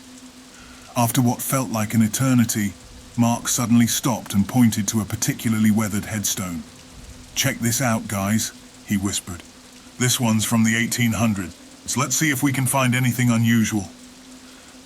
We gathered around the headstone, our flashlights illuminating the faded engraving. Mark began to recount a ghost story he had heard about this very cemetery, a tale of a restless spirit that was said to roam the grounds at night. As he spoke, a chill ran down my spine, and I couldn't help but glance around nervously. I expected the others to scoff at the story, but to my surprise they seemed captivated by Mark's words.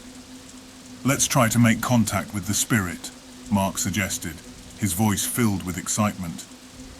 Chris and Brian exchanged glances, their faces a mix of curiosity and hesitation. I, on the other hand, was growing increasingly uncomfortable with the situation. My unease was compounded by the eerie silence that surrounded us. I was also thinking of excuses on how to get out of here. My first thought was to tell Mark I had to pee, but knowing Mark, he'd say, "Pee on the gravestones," and I wasn't going to do that. Yeah, he was that type of guy. Mark produced a small, weathered book from his backpack. It was a book of incantations he had found online, and he believed it would allow us to communicate with the spirit. Reluctantly, I joined the others in forming a circle around the headstone. As Mark recited the incantation, the air grew still, and an oppressive darkness seemed to settle over us. I felt a sense of dread wash over me, and I couldn't help but glance nervously at the surrounding gravestones. Suddenly, a gust of wind swept through the cemetery, extinguishing our flashlights and plunging us into complete darkness.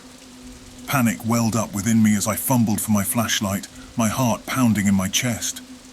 "Mark, this was a bad idea," I stammered, my voice trembling, but Mark was undeterred. He continued to recite the incantation, his voice growing louder and more urgent. The darkness seemed to press in on us, and I could hear the others breathing heavily, their fear palpable. And then, it happened. A faint, ghostly whisper echoed through the cemetery, chilling me to the bone. It was a voice unlike any I had ever heard, soft and mournful, filled with a profound sadness. I could hear Chris and Brian gasping in terror, and I knew that we had crossed a line. Mark, however, seemed oblivious to the danger. He continued to recite the incantation, his voice growing more frantic with each word. And then, a figure materialized before us, its form flickering in and out of existence. It was a ghostly apparition, its features obscured by an ethereal mist. I could feel its mournful gaze upon us, and a sense of overwhelming dread washed over me. "Mark, stop!" I yelled, but my voice seemed to be swallowed by the darkness.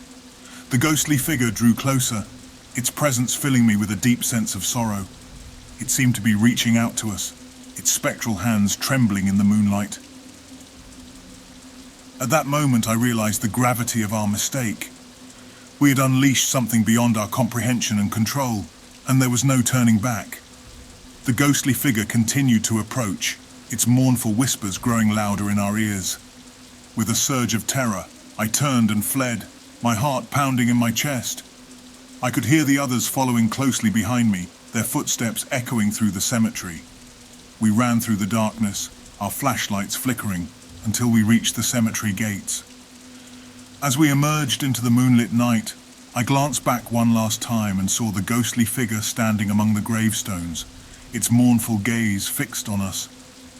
We never spoke of that night again, and our friendship was forever changed by the encounter with that thing. Mark, in particular, was deeply affected by the experience, his fascination with the supernatural giving way to a profound sense of remorse. In the years that followed, I often found myself haunted by the memory of that night, the darkness, the whispers, and the ghostly figure that had crossed over from the realm of the dead. It served as a reminder that some mysteries were better left unsolved, and that meddling with the supernatural could have consequences far beyond our understanding.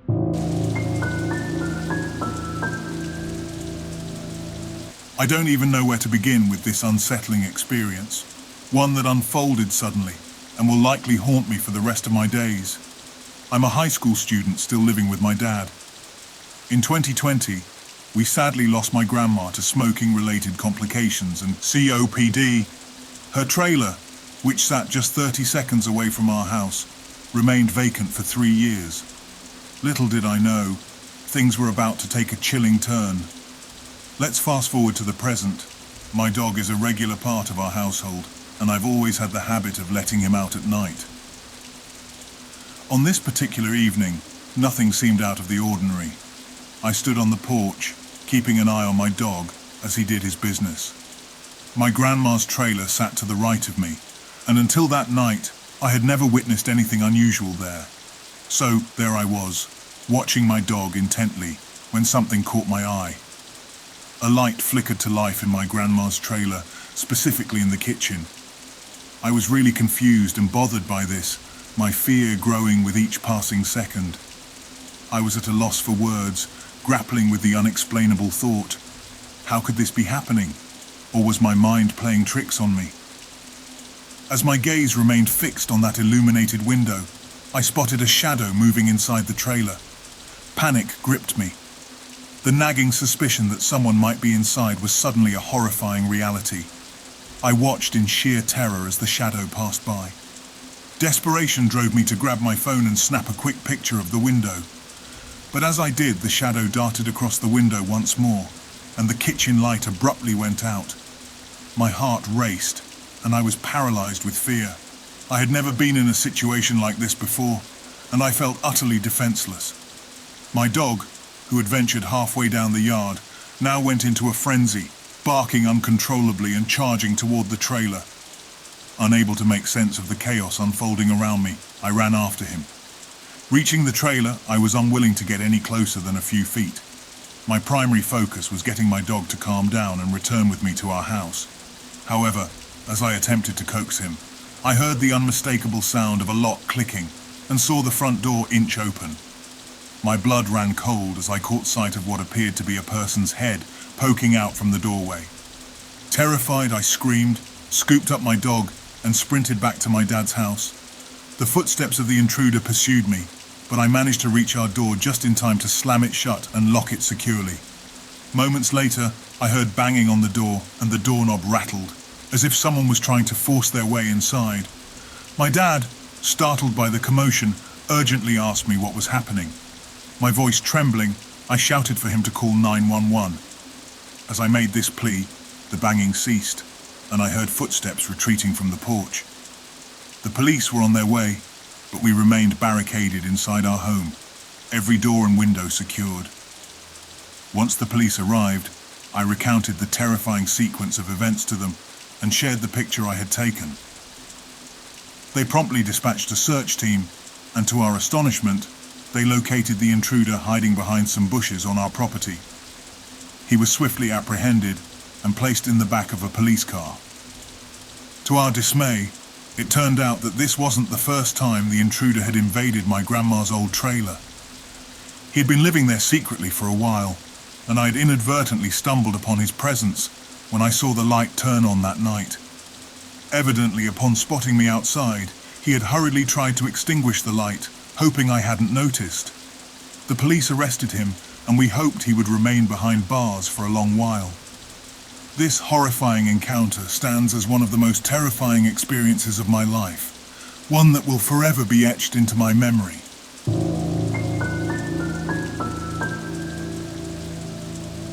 I work as a service tech, which means I often find myself in a variety of places, homes, businesses, and sometimes even abandoned warehouses. It's a job that has its share of routine tasks, but every now and then, something truly extraordinary happens that defies explanation. The story I'm about to share with you is one such incident, an encounter that took place 2 decades ago, but still lingers in my memory. It was a day like any other when I received a work order for a local residence. The task at hand was to service their water softener, a fairly routine job in my line of work.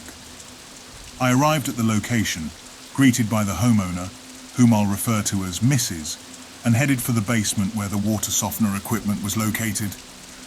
Little did I know that this ordinary service call would lead to a terrifying experience. As I went about my work, I could hear the unmistakable sounds of someone working nearby. It was the mister of the house, I assumed, busy in his woodshop just a few doors away from where I was working. He seemed to be in good spirits, as evidenced by the cheerful tune he whistled repeatedly as he went about his tasks. The melody filled the air, a simple yet pleasant tune that he seemed to enjoy. About 25 minutes later, I completed my work and proceeded to write up the billing invoice. With the invoice in hand, I decided to walk over to the wood shop to explain the details of the service to the homeowner's husband. As I approached the door to the shop, I noticed something strange. All the noises that had filled the air just moments ago had ceased abruptly. Perplexed, I peered inside the wood shop, only to find it empty and shrouded in darkness. The saws and equipment were neatly stowed away, and there was little evidence that the space had been used recently. It was as if time had stood still in that room, and the cheery woodworker I had heard moments ago had vanished without a trace. Confused but not wanting to alarm anyone, I assumed that perhaps the homeowner's husband had gone upstairs while I was working and had simply neglected to turn off the tune he had been whistling. So I made my way upstairs to deliver the billing invoice to the missus. My intention was to inform her that I had planned to explain the repair to her husband, but had been unable to locate him in the woodshop. As I relayed this information to her, I couldn't help but hum the familiar tune that her husband had been whistling. It seemed like an innocent gesture, a way to convey the message that I had been trying to find him. However, as the notes left my lips, something remarkable and chilling happened. Mrs. began to tear up, her eyes filled with a mixture of sadness and astonishment. She explained to me that her husband had passed away unexpectedly just a few weeks prior. The tune I had unwittingly whistled was incredibly familiar to her, as her husband had whistled it for many years, especially when he was engrossed in his woodworking projects in the very shop I had visited. It was a melody that had accompanied their life together, and hearing it once more had stirred deep emotions within her. As I left their home that day, I couldn't help but reflect on the extraordinary encounter I had just experienced. It was a moment that defied logic and reason, a reminder that there are mysteries in this world that we may never fully understand. I couldn't shake the feeling that the spirit of Mr. was watching over his beloved wife, offering a comforting presence in her time of grief. Far from being fearful, it was a poignant and heartwarming experience, one that left me with a sense of wonder and appreciation for the unexplained phenomena that sometimes grace our lives.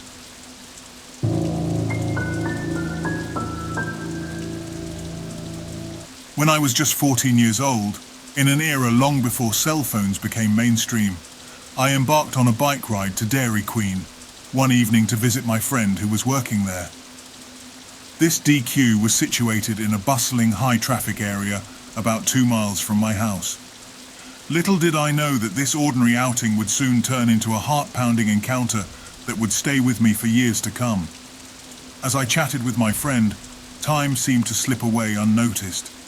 The sun dipped below the horizon, and the encroaching darkness of late summer took me by surprise. Realizing it was time to head home, I bid my friend farewell and set off on my bike. Adjacent to the Dairy Queen stood an adult bookstore, and I had to pass it on my route back home. It was at this point, right next to the bookstore's exit driveway, that my peaceful ride took an unnerving turn. A creepy-looking man sat in a beat-up car, and as I approached, he rolled down his window and called out to me, "Come here!" Instantly, alarm bells rang in my head. Ignoring his demand, I decided to navigate around his car from behind and continued riding. However, the man pulled out onto the busy road and began driving slowly beside me, persistently urging me to approach his vehicle. Panic gripped my young heart. I knew I had to find a way to escape this unsettling situation. In a desperate bid to shake him off, I made a quick decision and turned down the next side street, hoping to put some distance between us. This street, I soon realized, was a dead end, culminating at an elementary school. My options seemed limited until I spotted a narrow opening in the fence that was just large enough for me and my bike to squeeze through. I contemplated making my escape through that opening when I glanced back and saw the man's car slowly turning onto the road behind me. Fear surged through me, and I had to think fast. Suddenly, I remembered a snippet of conversation from school. Someone had mentioned that a girl in our class lived in the blue house on this very street. It was a slim thread of hope that I clung to in that moment. With adrenaline coursing through my veins, I pedaled to the blue house and pounded on the door with all the urgency I could muster. My heart raced as I prayed someone would answer, but to my dismay, there was no response. Meanwhile, the creepy man had pulled into a driveway further down the street and was watching my every move. Just when desperation threatened to consume me entirely, a miracle seemed to unfold. Another car turned onto the street and pulled into my classmate's driveway. It was none other than my classmate and her boyfriend. Relief washed over me as they asked what was happening, and I hastily recounted the terrifying encounter with the man in the car down the street. As I pointed towards the lurking vehicle, the man abruptly made a U-turn, screeched out of the driveway, and sped away into the night. After I took a moment to regain my composure inside my classmate's house, her boyfriend kindly loaded my bike into his car, and they drove me safely back home. After I took a moment to regain my composure inside my classmate's house, her boyfriend kindly loaded my bike into his car, and they drove me safely back home. Reflecting on that harrowing experience, I shudder to think about the potential dangers I narrowly avoided that evening. It serves as a stark reminder of how quickly life can take unexpected turns, and how crucial it is to rely on our instincts and the kindness of others in moments of peril.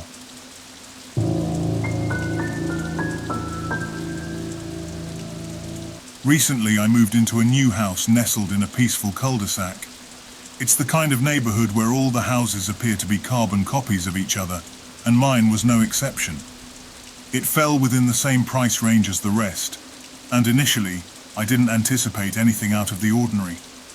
This modest two-bedroom dwelling came complete with a full bathroom, a one-car garage, and a spacious living room. Since I lived alone, I'd transformed one of the bedrooms into a cozy office space to facilitate working from home. After settling in, my bedroom was tastefully arranged, and I even had friends over to make the place feel more like home. However, it was when the haunting began that things took a turn for the inexplicable. At first, the disturbances were relatively minor. Perhaps the TV would be inexplicably switched on when I entered the living room to make breakfast, or I'd discover one of my dining room chairs pulled back from the table. On one peculiar morning, my shelf of figurines had all been turned to face my bedroom door. Yet these odd occurrences were just the beginning. Gradually, the entity responsible for these strange events started to make its presence known during my waking hours. I'd turn away from the bathroom only for the door to eerily swing shut and the light switch to flick on. While watching TV, my fridge would swing open when I glanced away, always operating when I wasn't looking. The situation escalated to a point where I could no longer ignore it, and fear became an unwelcome companion in my own home. That's when I decided to take action. I set up a camera in the living room, hoping to capture evidence of the elusive entity responsible for these disturbances. The footage I obtained was nothing short of astonishing. Reviewing the recordings, it was as though a black figure emerged from some sort of void. It engaged in rather mundane activities, like sitting on my couch, watching TV, or admiring the trinkets displayed on my shelf. Occasionally, it would leave my field of vision and return with a plate of food. At one point, I noticed it heading toward my bedroom. Strangely, I hadn't experienced any unusual occurrences while sleeping, so I decided to hatch a plan. My strategy involved taking something to keep me awake, feigning sleep, and catching the entity in the act to unveil its intentions. The next night, I lay in bed with my eyes shut, patiently waiting. I heard faint noises echoing from the rest of the house, signaling the start of its nightly routine. An hour passed, then another, and yet another, until finally I heard my bedroom door creak open. I resisted the urge to open my eyes as I sensed its presence approaching. It stopped right next to my bed, and I could hear its bizarre, garbled sniffing, resembling that of a dog. Sniff, sniff, sniff. Then, it placed its icy, damp hand on my forehead. "Please sleep. I want dessert," it whispered, but not with words. It felt as though it was communicating directly through my thoughts. I couldn't bear it any longer. I opened my eyes and saw only the piercing white glow of its eyes. I couldn't discern a mouth, or at least it appeared that way. In a moment of panic, I caught a glimpse of the entity before it fled from my room. Its long, slender figure was comprised entirely of shadows, and its long arms flapped back and forth, skimming the ground as it ran, resembling an ape using only its hind legs. But this was no ape. It was a spectre, a spectral being. In the days that followed the encounter, I closely monitored my situation, and something unexpected became apparent. The entity seemed to exhibit more fear toward me than I did toward it. So, I decided to leave a note, politely requesting that it return my belongings to their original positions before it tampered with them. Surprisingly, it appeared to have heeded my message. While the camera still captured its activities, it seemed to have chosen to respect my wishes, returning my life to a semblance of normalcy.